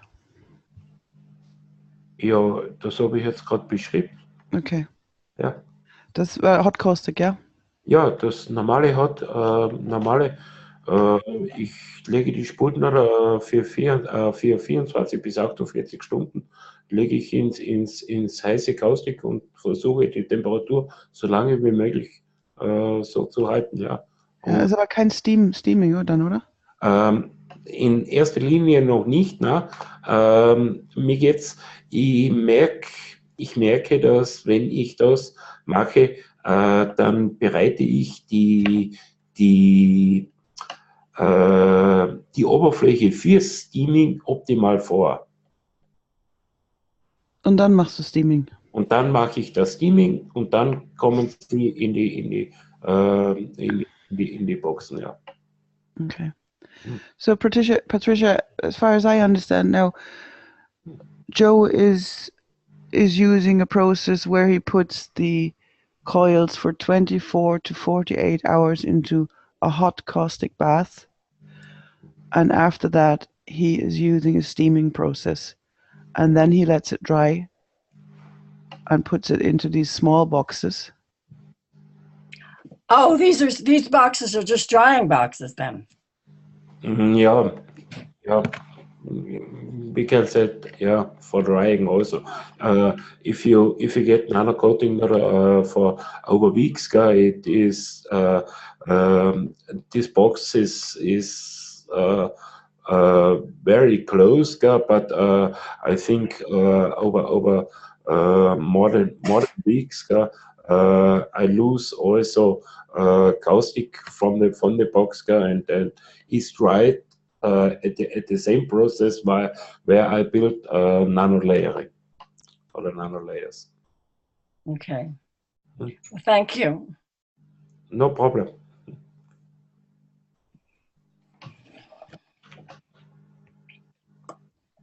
I have a question.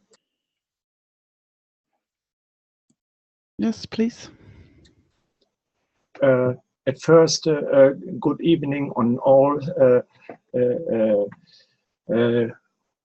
who can hear me. Joseph,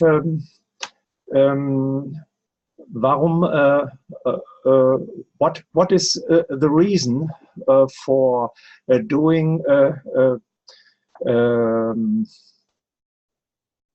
coating in this way and not per torch? You mean with fire, yeah? The difference between yes and fire. Mm-hmm. Can you hear us, Joe? Yeah, the difference between fire coating and the caustic method is what I see. Mr. Keshe teach us at September, October at the first knowledge seeker teachings, show us the way about the caustic, with caustic nanolayering. And some weeks he changed the strategy to say you can also make nanolayering by fire torch. And this is the I think Mr. Keshe would like to say to have the same procedure around the world.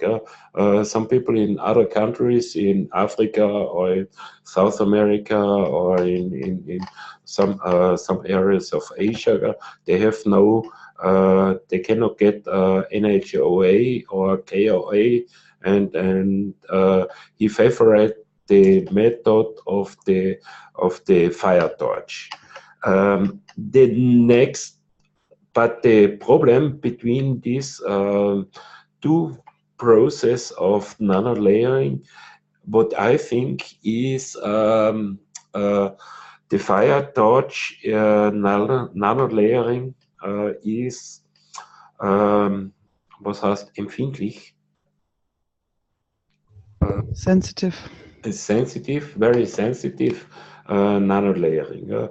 If you mount the coils inside the magraphs, the nanolayering, they broken, and this feels for me not good. And this is why we get the other procedure, or we prefer the other procedure about the caustic method. Thank you very much. Okay, no problem.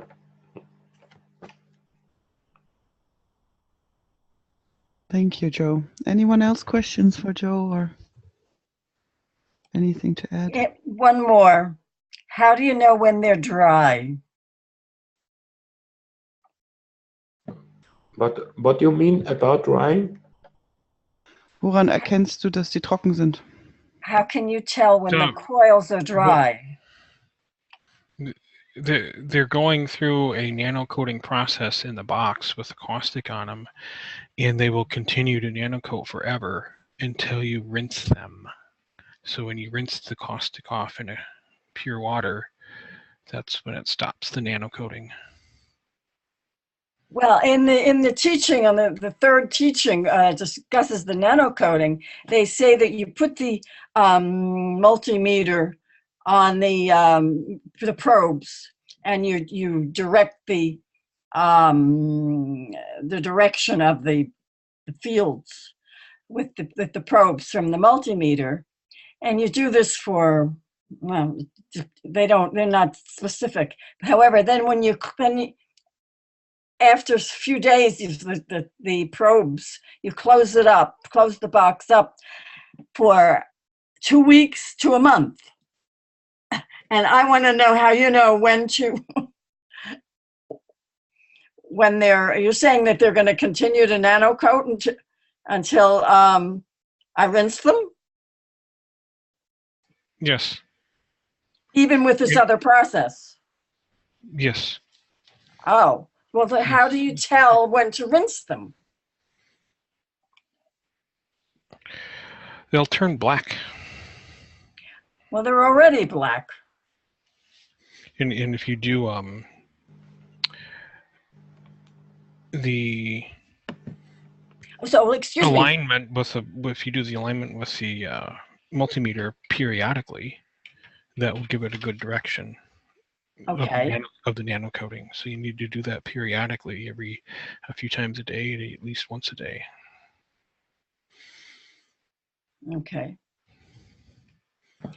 How would I ask a question between this meeting and the next one?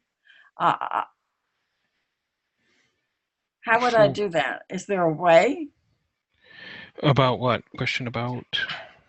What I'm doing, the nano coating, anything. We have Mondays would be a good time to do that. Next Monday, the public teaching for understanding plasma science. Well, I don't know how to get on there. It's public number 939-474-503. What is it? 19? 939 939 474 474 and what 503. point 503. Just 9 numbers, 939-474-503. Oh, no point. Okay. That is the Zoom number you want to join, and that all of our public meetings are on that. We have public. So this is the Zoom number you gave me. Yeah, that's our public Zoom number meeting. Okay, and what time is it? Monday mornings, 10 a.m. Central European Time. Oh, okay. And I then guess we have other meetings that are public throughout the week. But next Monday we'll be covering nano and GANs, nano coding and GANSes and everything again. Oh, okay. Perfect. All righty. Yeah. Well, thank you very much. Yes, you're welcome. Patricia, what time zone are you in? I'm in New York time zone. Okay, so that's 4 a.m. for you. Yeah, I understand why it's tough to get to those, but we do. Some of us struggle to get in. I'm sure you have too. Is that in the middle of the night for me? 4 a.m. I don't know. Is that in the middle of the night for you? Because that's what 10 a.m. Central European time is for people in New York, I believe. Correct. How much? What time? 4 a.m. 4 a.m. Uh-huh. Oh boy. I know. Yeah, Us North Americans 5 a.m. really. 5 a.m. This morning We've learned to wake up early or miss and then listen later, but they are available. And then the other resource for you is on Facebook. Are you at all on Facebook, Patricia? I try not to be. Yeah, I understand that too. But the old golden age of GANs is a really good open, I believe it's open to the public section, and many people would at least try to answer a question for you if you had one. Is that a show like this? No, that's just it's just a Facebook page, but there's a lot of caring, loving, sharing people there. So if you had a question that you couldn't find an answer to on the KF Wiki program, then they might be able to help you. Well, I tell you what, I think I'll wait till next Monday to get the official version. There you go, sister. There you go. I'm tired of listening to people. I've been trying to nano-coat these plates to hang in the windows for the winter. Good for you. Yay. And I've been doing it since August, and I've made nothing but mistakes, according to the teaching. But you know what? The mistakes are all our best lessons, sister. They are our best lessons. So good for you. You keep trying, and you're doing great. Okay, thank you. No problem. And maybe somebody who can help you answer a question on those is with us right now. So does anybody have advice for Patricia about her plates that she wants to hang in the window? So you've been doing it since August, and you have no... I've been trying to nano-cave the plates since August. Okay. And it's a kind of long time. Now I found out with listening to the meeting number 3 on the nano coding that I've done everything wrong. And so I'm trying to salvage the plates that I have partially nano coated. I don't even know if I should be using them. In other words, do I have to start with fresh new plates? You know, the best way to handle these things, Patricia, that I find is that you talk to the plates, see what state they look like. Are they, because they'll want to help you. These are, I know this sounds very crazy, but the elements are all entities. It's just our structures that don't let us see that, but they are. And trust yourself, really trust yourself. I know there's a lot of quote unquote things you've heard how to do it. We've all gone down those roads. Believe me, we learn from our mistakes. So this is good. Get them coated. It might be that they're covered with something. Is there? Where did you get the plates? I bought them in the hardware store. They're copper from the hardware store. And then these plates that the hardware stores, the professionally cut plates from the hardware store, they're like $10 for a 3x10 plate that I cut in half. So I've been getting them in, various places. I don't know if I should be reusing them because they're not, well, what happens is the plates that I nano-coated started turning all different colors. That's before I knew that I had to really wash them in distilled water. When I was using them to make the gons, I was getting all kinds of colors. The plates were going back to copper color. So I had a big mess. So a lot of them I scrubbed back down to next to nothing, and I'm reusing them. I can't keep replacing all this copper. Why don't you try, you don't have to, but if you've got any copper wire, just make a coil and try it with a coil. Coils work really well. Try what with the coil? What do you mean? Take a piece of copper, find a knitting needle, crochet hook, pencil, something, maybe bigger, a roll of pennies, and make a coil or spiral out of it with the bottom turned in and... you mean instead of the plates? Yep. Oh, yeah. The coils work just as well. And then you're not spending a fortune. And work small at first. Do it little batches so you'll see and feel it, and then work into a bigger batch because you don't need a lot. Are you familiar with what I'm trying to do in the windows? Oh yeah, I forgot that you're making the plates, but I believe the coils would work too. Now maybe, and I believe, let me see who's in our audience here. Eric, are you there? Or Ava, are you there? We do have some people with more expertise. I actually can't get a hold of plates, but thank you. What about Eric? What about Eric is here with his microphone on? He should be the expert on this, on all this. What are you trying to achieve, by the way? Temperature difference or? Temperature, yes. Oh yeah. So Eric and Benjamin, we heat the house with wood. Eric. I can add a bit.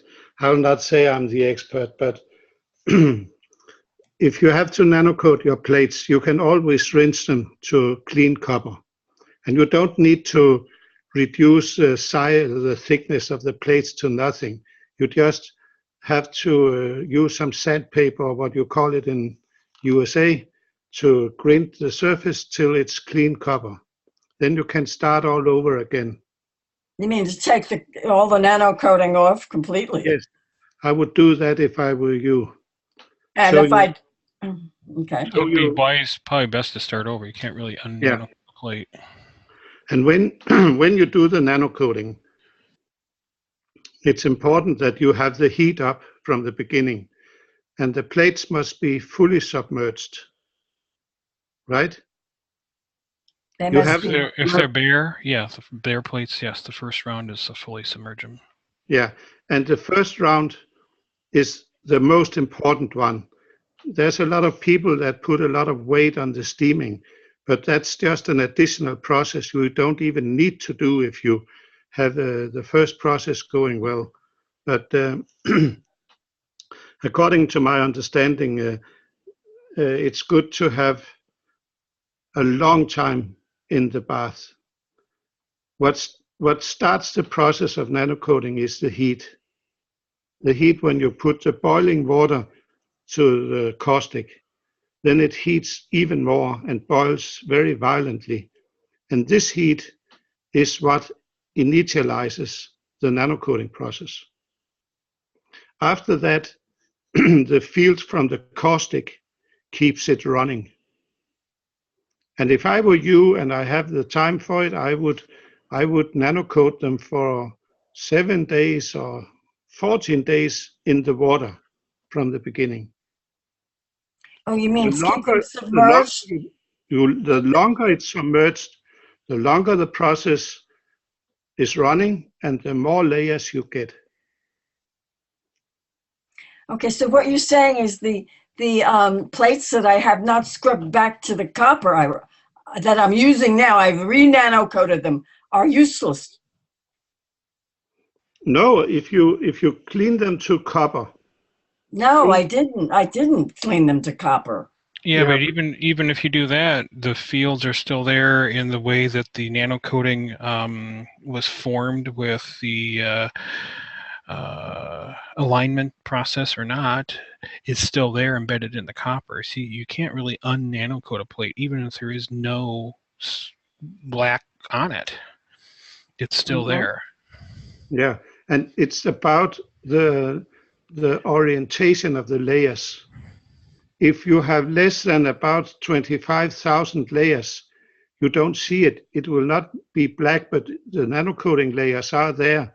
And if they are not made properly, then they are not correctly orientated.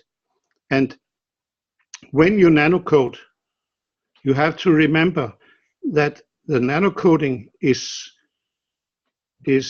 created between the existing layers and the pure copper, because the copper loosens up the structure and becomes nano-coating.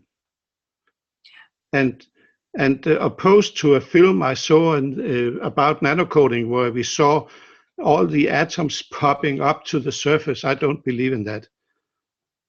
I understand that. If you have maybe 30,000 layers and you create one layer more, these atoms does not travel to the surface.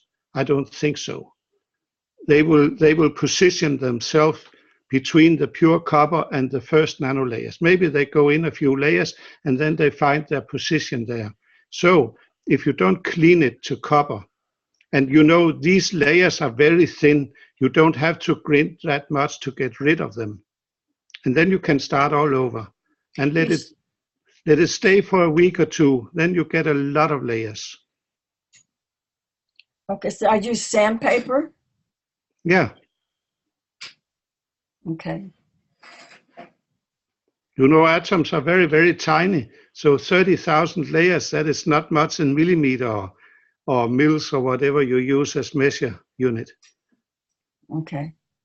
And one thing more is that the orientation, many people think they have to apply electricity from outside to make the orientation.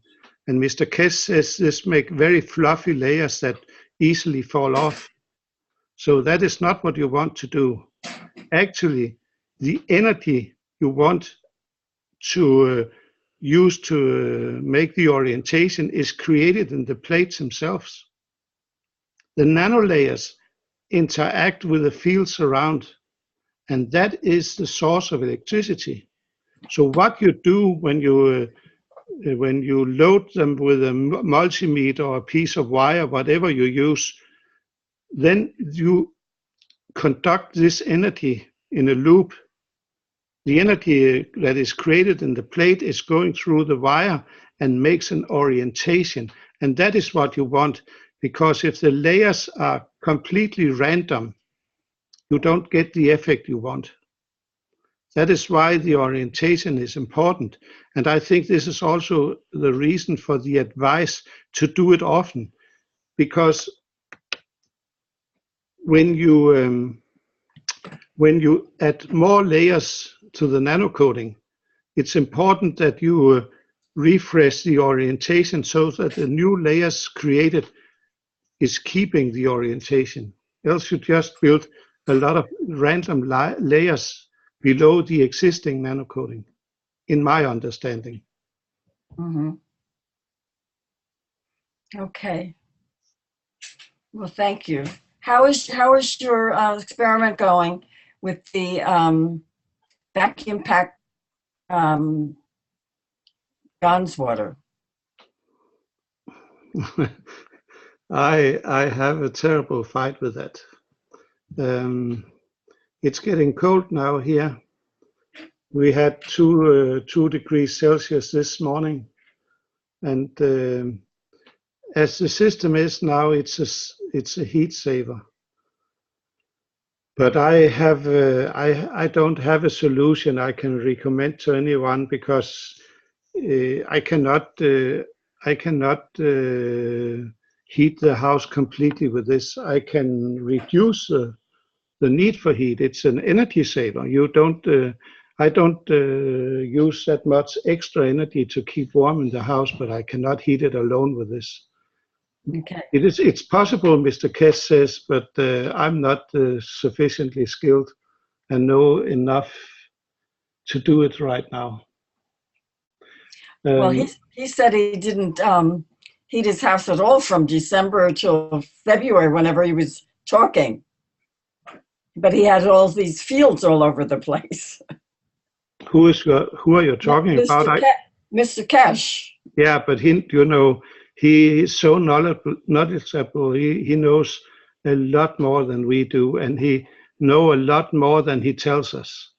So, and he wants us to practice and learn for ourselves so we cannot be abused afterwards. He wants us to learn this so that the day he's not here, we can do it ourselves. So it's a bit tough, but I have spent a lot of hours on this, and it's getting slowly better and better for each thing I do, but I don't have a final recommendation to anyone. But it's okay. Yeah. But regarding the nano coating methods, the fire coating is number one for the macro coils. Right. And I think you should not be so afraid about it. Do not be so afraid of using heat on the coils, and be not so afraid of the nano coating being fragile. You just fire coat them once more.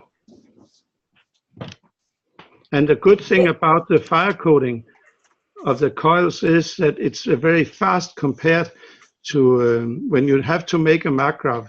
If you do it with a caustic method, it takes a long time to make a macro coil.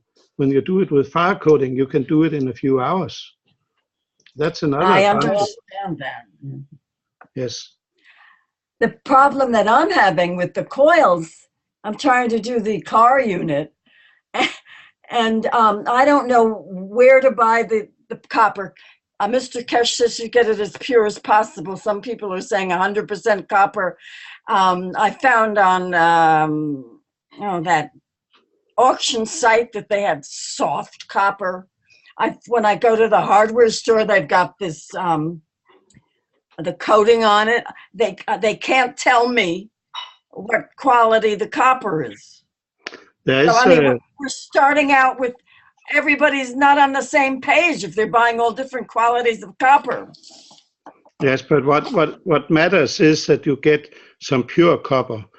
I don't know how it is. If I have to buy something in USA, then I can use a website that is called Shop USA, and then I get all the goods delivered to Shop USA, and they take care of sending it to Europe afterwards, so that the shipment is not too costly. I don't know how it is about the opposite way, because there's a site in Germany that is called Plasma Shop, and they have the right quality of copper, where you can buy good quality copper. You can get nano-coated plates from Keshe Foundation USA store. Yeah, but they've got those strange hangings on them. It doesn't matter. It's strange. It doesn't matter. Well, can I say something, please? I know. I might be desperate enough to do that. All right. Well, thank you. Thank you, Patricia. Yes, Jalal? There is a method to do all nano coating, and also there is something maybe a lot of us they didn't understand it, and still maybe they don't understand it.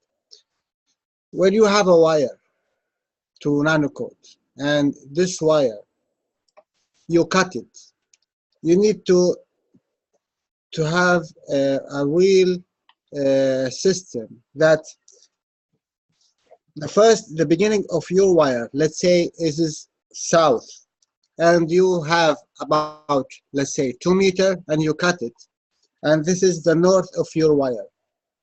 The second part of your wire, it must behave the same thing. It must come to the south position, and you cut it in the north in the same way. You cannot cut a wire and you forget from which position, and you cut another, let's say 2 meters, and you wind it one in the same direction, south north, and the other you wind it north south. That you must understand very carefully. Even the plates, when you cut the plate, if you take it from let's say copper pipe, you need to focus on one thing, and this is really a true thing, that when you cut the plate, which plate you cut, let's say you put it vertically, and you say 10 centimeter, and you cut from the above. So if you go high 10 centimeter, that means south and north. And what you cut, the second plate, it must behave the same thing, south and north, with the flow of the manufacturing of the plate. If you know how they manufacture on the plate, which direction, that will be good. But if you don't know, you need to make sure that you know which one is south and which one is north. How do you tell? And if you don't know, this is no problem. But when the first cut, you cut the plate or the wire, you need to focus on this, and you put it in ordinary, and you make south and north every time. Even when you hang it to nano coating, you need to position, let's say, south is number 1, north is number 2. And when you position your plates or your wires from 2 to 1, let's say from top to down, hanging, you need to hang all the wires, all the same system, 2 to 1, 2 to 1, from top to down. And when you deplete it from the electricity, also you need to take the flow from top to down. That means the black wire is down the plate. If you have a mesh, you can put it, and the red one is in the top. That means the flow of the plating, depleting the circle of electricity, it need to be in a flow. Everything, look, sometimes you put, let's say, 5 winding wires in, let's say you make it without noticing, you make it 1 to 2, 1 to 2, 1 to 2, 1 to 2. And between them, if you don't know, you put 2 to 1, and you don't know, that will make a very difficult thing to you. It will work, but not inefficient. In this technology, you need to focus in really take careful about what you are doing. And in this side of teaching, you need to know really what you're doing. You need to write everything you do. You need to make it from A to Z, that you are 100%, let's say, professional in that. It's not just put a plate and put caustic and finished. If you are speaking about one plate, it's okay. If you are speaking about one wire, that's also it's okay. You don't need to focus too much. But if you are going to make a maggraph for a car or maggraph for a house, or you need to nano coat with so many plates, and you need, you know, I noticed sometimes when I make guns, in this box I have a lot of ganses, and the other box is the same plate, the same nano coating, the same process I done, because I do about 7 to 10 plates in one time, and in this one there's nothing. And then in one of Mr. Keshe teaching, and that is the private teaching, I noticed he's speaking about this process. So I'm giving it to you all, that when you cut any wire, you need to complete the circle. That means south to north, or 1 to 2, as you like, you want to put it. But go in the process in the same thing in the widening of the maggraph, you know, left turn or right turn. It's no matter, but you need to, if you go right turn, you know, you need to do all of it right turn. If you go left turn, you need to do it all left turn. That is the meaning. And if anyone wants to need a question, I am here available. Thank you. Let me add that Jalal is completely right about this, in my understanding. And when you do the coils for the maggraph, it's very easy to do right, because you need to have a roll of copper wire. You cannot make a maggraph with a bunch of wires you got from somewhere. You need to buy a roll of copper wire. And when you start to make a coil, you take the end of the wire from the coil and you bend it. So you have a bending on that end. Then you wind the coil. And you wind all the coils, and before you wind the coil, you bend the end.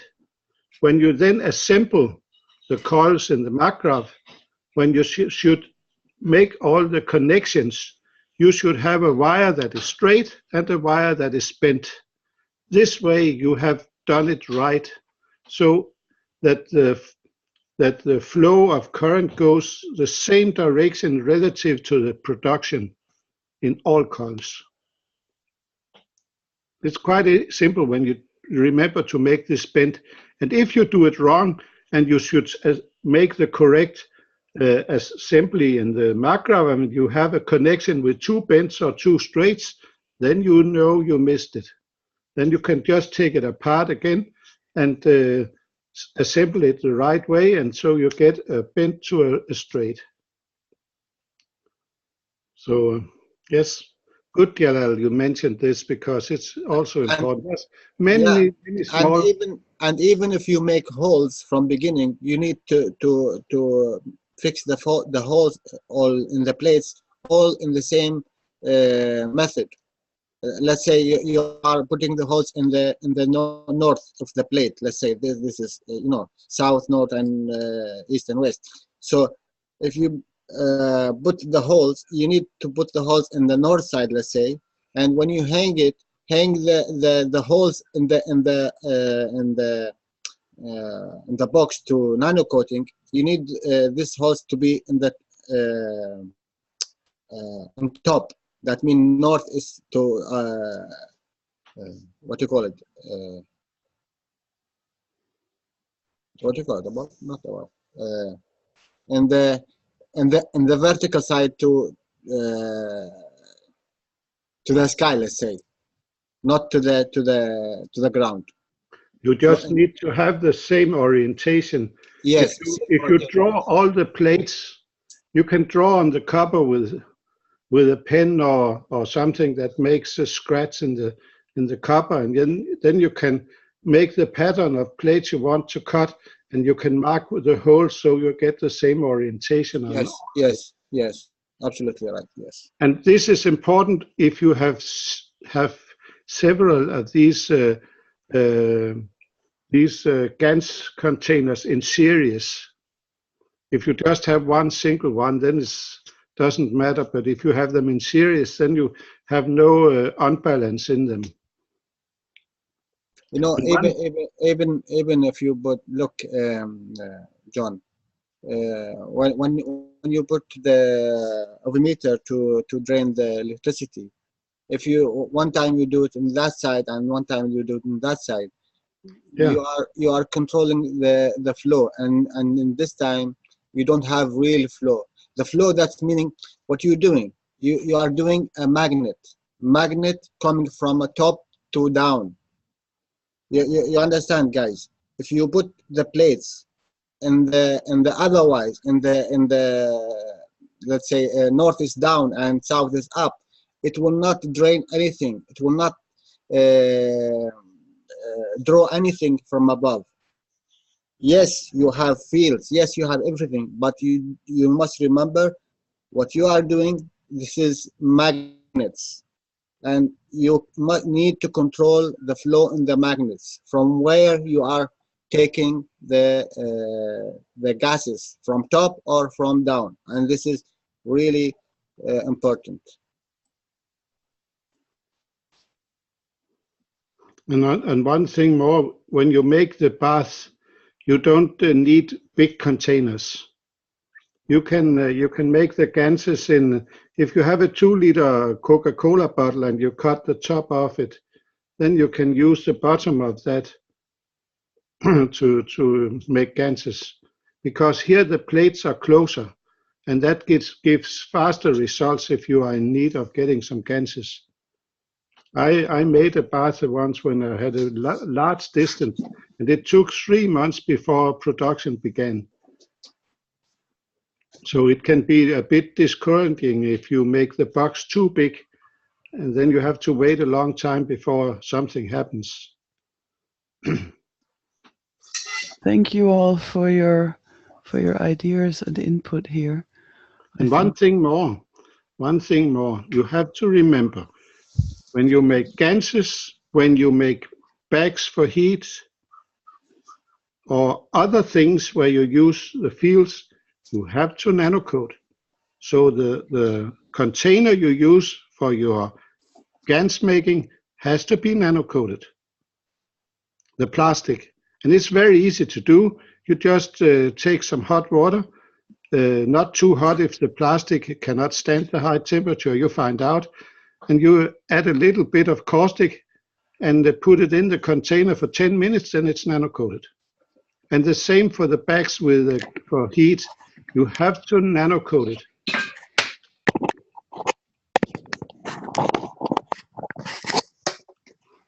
Yeah, you see, Patricia, there's many ways to get there, and everybody has an advice here.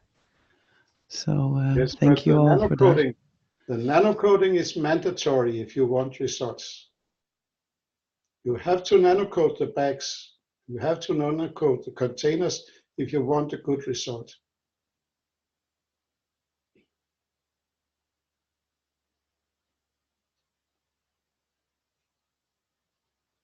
Okay, are we going to try to come back to testimonials? Do we have anybody that has another? Thank you, everybody, for contributing to Patricia's and all of us understanding. And back to the testimonial, is anybody have something else they want to share with us? If you like. While I was talking, I can just add that my stepson keeps improving. He's autistic, and he has this slow progress, and every month we see the difference. So it's going in the right direction. His conversation skills is improving, and he even come to the point now that he wants to learn to be better. Oh, that's wonderful, Eric. Yay! And that's just using a CO2 zinc mixture, right? Is that right? You have to ask Eva, because he made it, and I got never this written down. But Eva has a receipt for what we have used for Christian.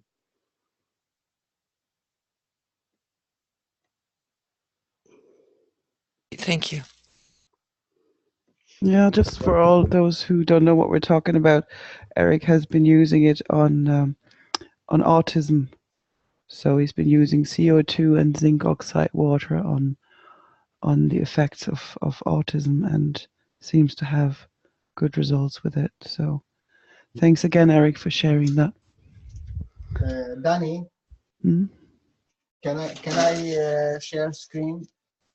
And it will take 1 minute. That's just to show the guys here and Patricia how to do that. What I'm saying about that in the future she will do something right and will be benefit for her. Yeah, sure. Go ahead. Thank you. And may I ask Danny, what you mentioned now, but is this what you got from Eva?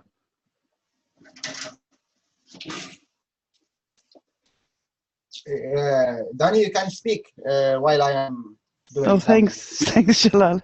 Yes, Sorry, yes, were you talking to me, I Eric? allowed you, yes. Yeah, I was. You mentioned CO2 and zinc. Is that the recipe you got from Eva? No, I remember that Mr. Keshe had mentioned something, and it contained CO2, zinc oxide, and if I'm correct, calcium. Not sure if there was anything else there, but I remember there was a formula for it given a couple of months ago in one of the teachings.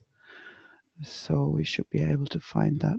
But maybe you should ask Eva also about this, so that you have something that you know works for me that you can use also, because there's many ways to do this, I think. Many receipts, and some are better than others. Okay, thank you. Thank you, Eric. Can I proceed? Shalal, you're working away there. What are you showing us? Yes. Just for all of us, let's say this is the plate. What I need to cut it, and I need to nanocoat. Just let's say this is the plate. As John said, you need to focus what kind of plate you need, how big is it, and where you put. Not just cut the plate and nanocoat it, and you don't have the container for it or the size for it. Let's say I need to cut 2 of them. So I made a draw like this in the plate, and one like this. How much is biggest I need, and then I draw a hole here, and the hole here, and the hole here, and the hole here. That means this is the south side of the plate, and this is the north side of the plate, and this is here the south, and this is the north. So when I cut it like this, well, maybe you should use a pen that we can see. We can just see a white paper. Sorry. Okay, sorry. Let me. Okay, this is good. Okay, I have it here. Let's say this is the plate. What I need to cut.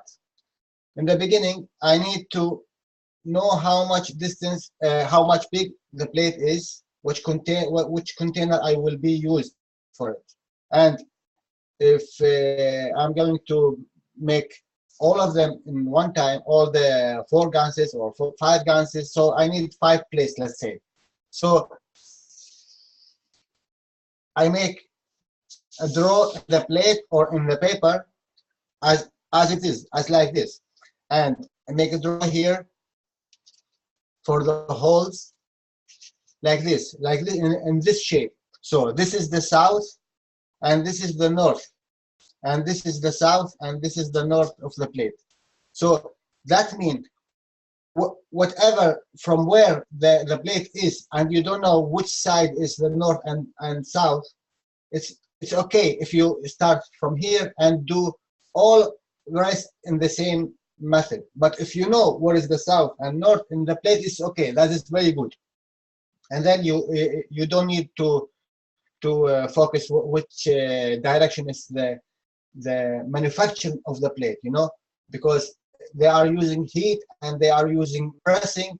You need really, if you care about what you are doing, and you need to make it not 100%, let's say to the 100%, you need to know where is the south and where is the north in your plate, from which part they begin the producing of the plate, because the plates, when they are coming out from the factory, they are cutting it, and one is kept in the top of the others, all in the same direction. You understand? So when you do like this, and then you come and cut the plates, and this one, the second plate, like this, let's say. So this one, when hanged like this, and you don't know which way is the right, which way is the north and south, this is wrong, because when you use it again, you don't know where is the north and where is the south in your plate. And if you don't know, it's better for you to make only one and nano coat it, and do all the process of nano coating, and do the process of GANs, and see if you capture it without, you know, is it right, south or north? If you don't produce anything, not like what the guy is saying, that they after 6 hours they start to see producing of the GANs, that means something wrong with the plate, that you done the north and the south differently. This need experiment.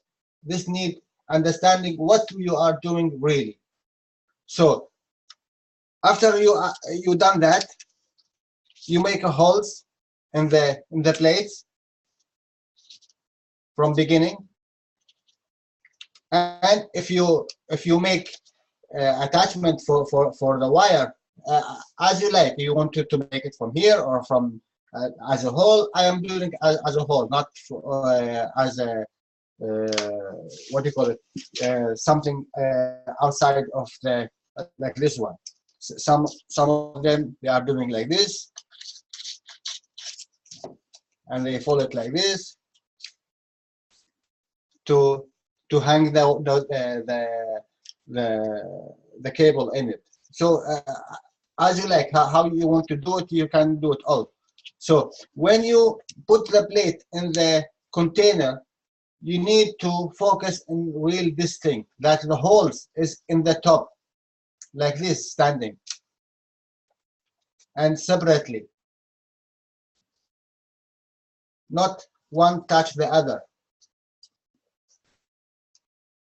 And this is hanged in your container. And when you're going to drain,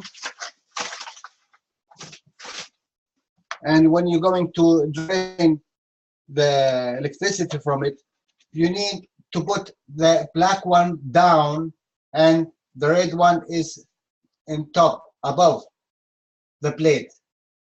This is also important, because now you are doing this circle from top down, from top down. That means your flow, your magnets, is coming from top down. You are pulling, you are pulling everything in the environment, top. Although you are pulling from outside, from the white, but your flow is from top down. You understand? This is really important, and that's, I notice it in the now. I know so many times I have nothing of GANs. I don't produce GANs because now I know what I done. I just cut the plates, 10, 15, 16 of them, and if I have time today or tomorrow, I come just put a hole in it and just put it in the container and make all this nano coating for a month or 2 months, 3 months. Although it's right, it's not wrong, but it's not really the efficient thing. The second thing is the wire. If you can have a wire with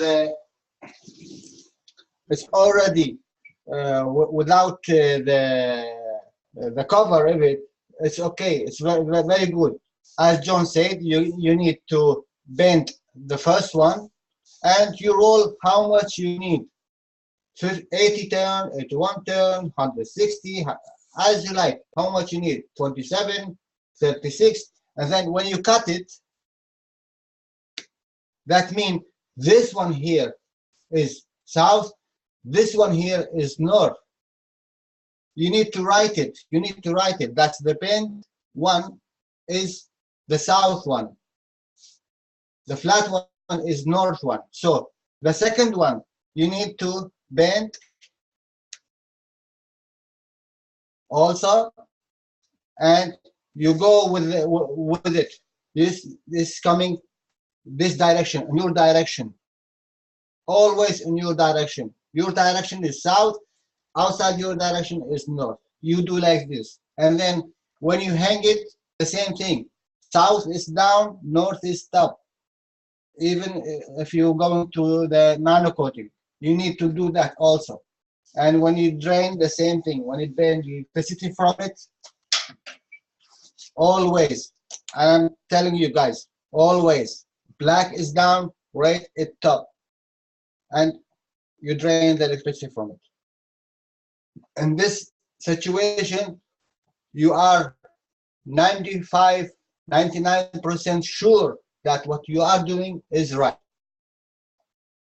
And your attention from beginning, before you cut anything, before even you buy anything you do, you just say, okay, I will do CO2 guns. And for what? Don't do it for you on the first time. If you are the first time doing CO2, please don't wish it for you. Wish it for the others, that you give 99% from it to the others, and 1% you can have it for you. And you must believe me, in this 1%, you will see really miracles. Miracles. Before you buy, before you do anything, just your attention. Put your attention in what you're gonna do, not while you are doing. Even while you are doing, you put more attention, more wishes for the benefit of the people.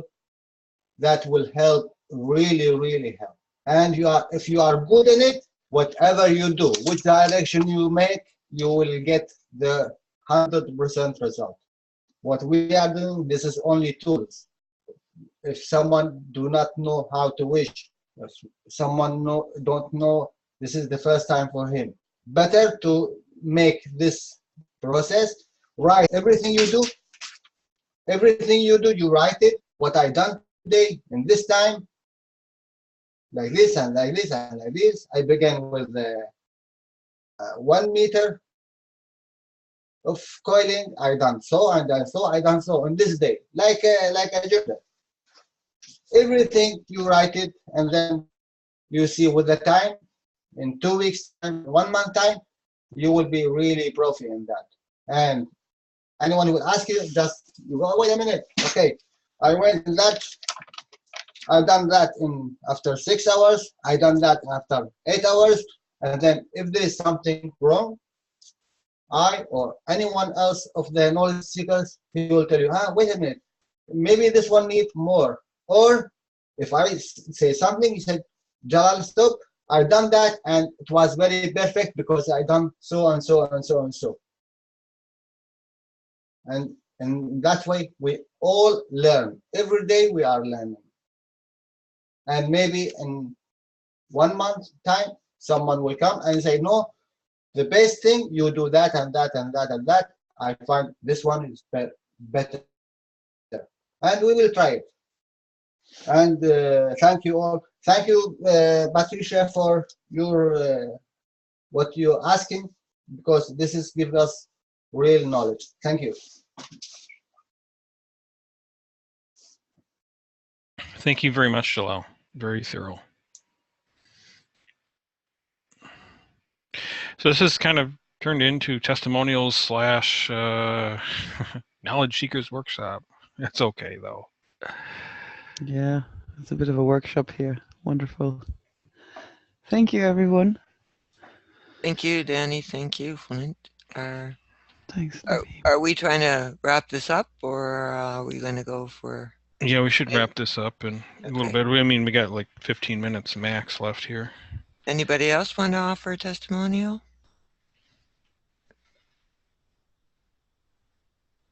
And yes, thank you, Patricia. Thank you, Jalal. And I also would like to, if I can, remind us that we are very powerful.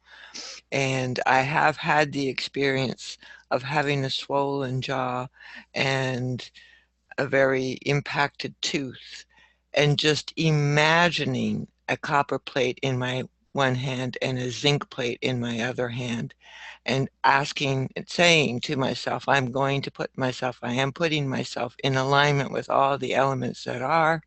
But sorry, and they did. And wait, please let me tell you the story, because it's still very important for us to remember how powerful we are. The swelling went down right away. The tooth is still in my mouth and did not come out and is not causing me any grief. So we are very, very powerful. The intricacies of the details are very important, but who we really are is even more powerful than this. And I just want to remind us of that, because we can get lost thinking, oh my God, I'm never going to get this right. But you are, each and every one of us, is already a perfect reactor, a perfect GANs maker. And I want to just remind us of that. Thank you. Thank you, Libby. It's a good reminder, yes. I have a small testimonial. Now, Libby talks about her teeth. You know, normal toothpaste contains fluor, and fluor makes the teeth fall out when you get old. Fluoride is what we say in English. So don't use toothpaste at all. Use CO2 water. Have a spray bottle and spray the toothbrush with CO2 water and brush your teeth. I have done this for many months now, and all problems with teeth and gum and everything goes away. Also, don't forget one thing, please, guys. I can confirm this. I use make also my own tooth paste. I get 1 part of coconut oil or a coconut paste, and I get a tooth paste. The name is Iona. There is without fluoride, and I give there for teeth bleaching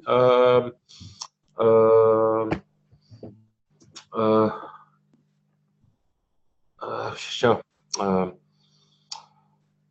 I forget the Indian curcuma, and 1 part CO2 and COO liquid plasma into, and all my tooth problems got up. Yeah, the curcuma is very powerful in that also, plus the CO2. But don't forget one thing, guys. If you have any filling in your teeth, if you have any joints extra in your body, wherever you put it, don't forget that it will not work with the CO2 and all this GANs stuff. You need to ask about it. Thank you. Thank you, everyone, for your tips and hints and good advice. That was another interesting testimonial meeting. Thank you. Nice, yeah. We want to make it special today because this is the anniversary. Absolutely. Oh, we get to sing again. Testimonial to you. Testimonial to you. Oh, I'm not doing it alone. Come on now. You have a great voice. There we go. Testimonial to you. Thank you, Joel. Hip hip hooray, and thank you, everyone. Beautiful. And Yes, I forgot to mention one thing Mr. Keshe said. when you have brushed your teeth and want to go to bed, then you take 10 grams of hard cheese and eat that. Then you balance the environment in your mouth, and that keeps caries away. No holes in the teeth when you do this every evening. White cheese. Yeah, white cheese. Yeah. Like Hard cheese. like Asiago or Parmesan or something. Yeah. Sorry for once and interrupting more, but I think it's worth mentioning. I always use cheddar. I White cheddar. hate going to the dentist. It's no fun. Don't we all? Especially the old way trained. I'm looking forward to the new way trained where they don't use fluoride and where they don't put amalgams in our mouth. I know that will come eventually, or we won't ever need them again, which would be even better. Also, fluoride's a neurotoxin, isn't it? Yes, it is. Yes, it is. And Worse that's why than we aluminum. have it in our drinking water too. Woo! Yeah, it's worse than aluminum. But remember, we're all alive still, most of us, who have been drinking it for most of our lifetime. So we are incredible transmuters. No matter what's been sent to us, we have been able to overcome it. Some have been maybe more affected than others, but we can transmute it. Otherwise, we wouldn't be here. May I add to the truth testimonial? Why not, sister? Sure. I had a throbbing on the right side of my mouth. I've never had a toothache, so I don't know if that's a toothache. There's no pain, just a throbbing, very annoying. And I used the pain pen that I made, and I put it on there for maybe a half hour or so. The next day, it disappeared, the throbbing. The next day, when I thought it was going to come back because I felt a couple little throbs. And this has got to be like 6-8 weeks ago. And I've never came back. So that's the pain pen with the CO2 and the CO2 GONS. The vial kind of a pain pen, the one that has the GANs in it instead of any copper?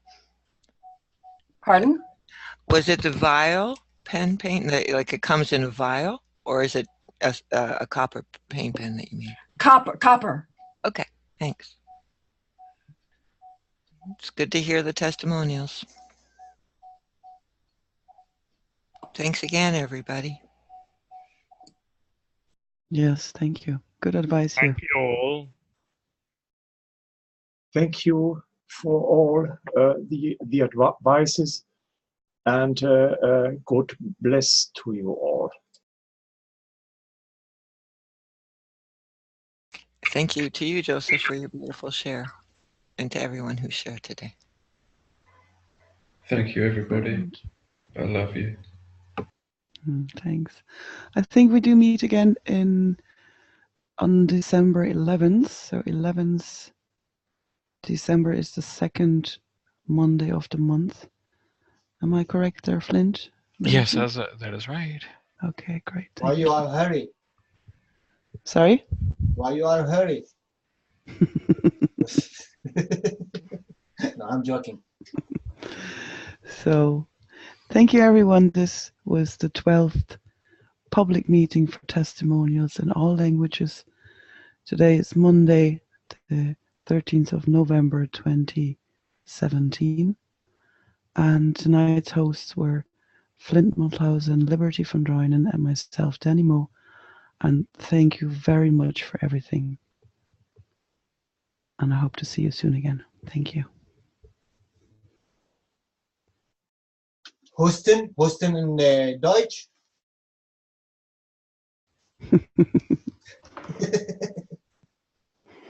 Thank you, everybody. Thank you. See you next time. Bye.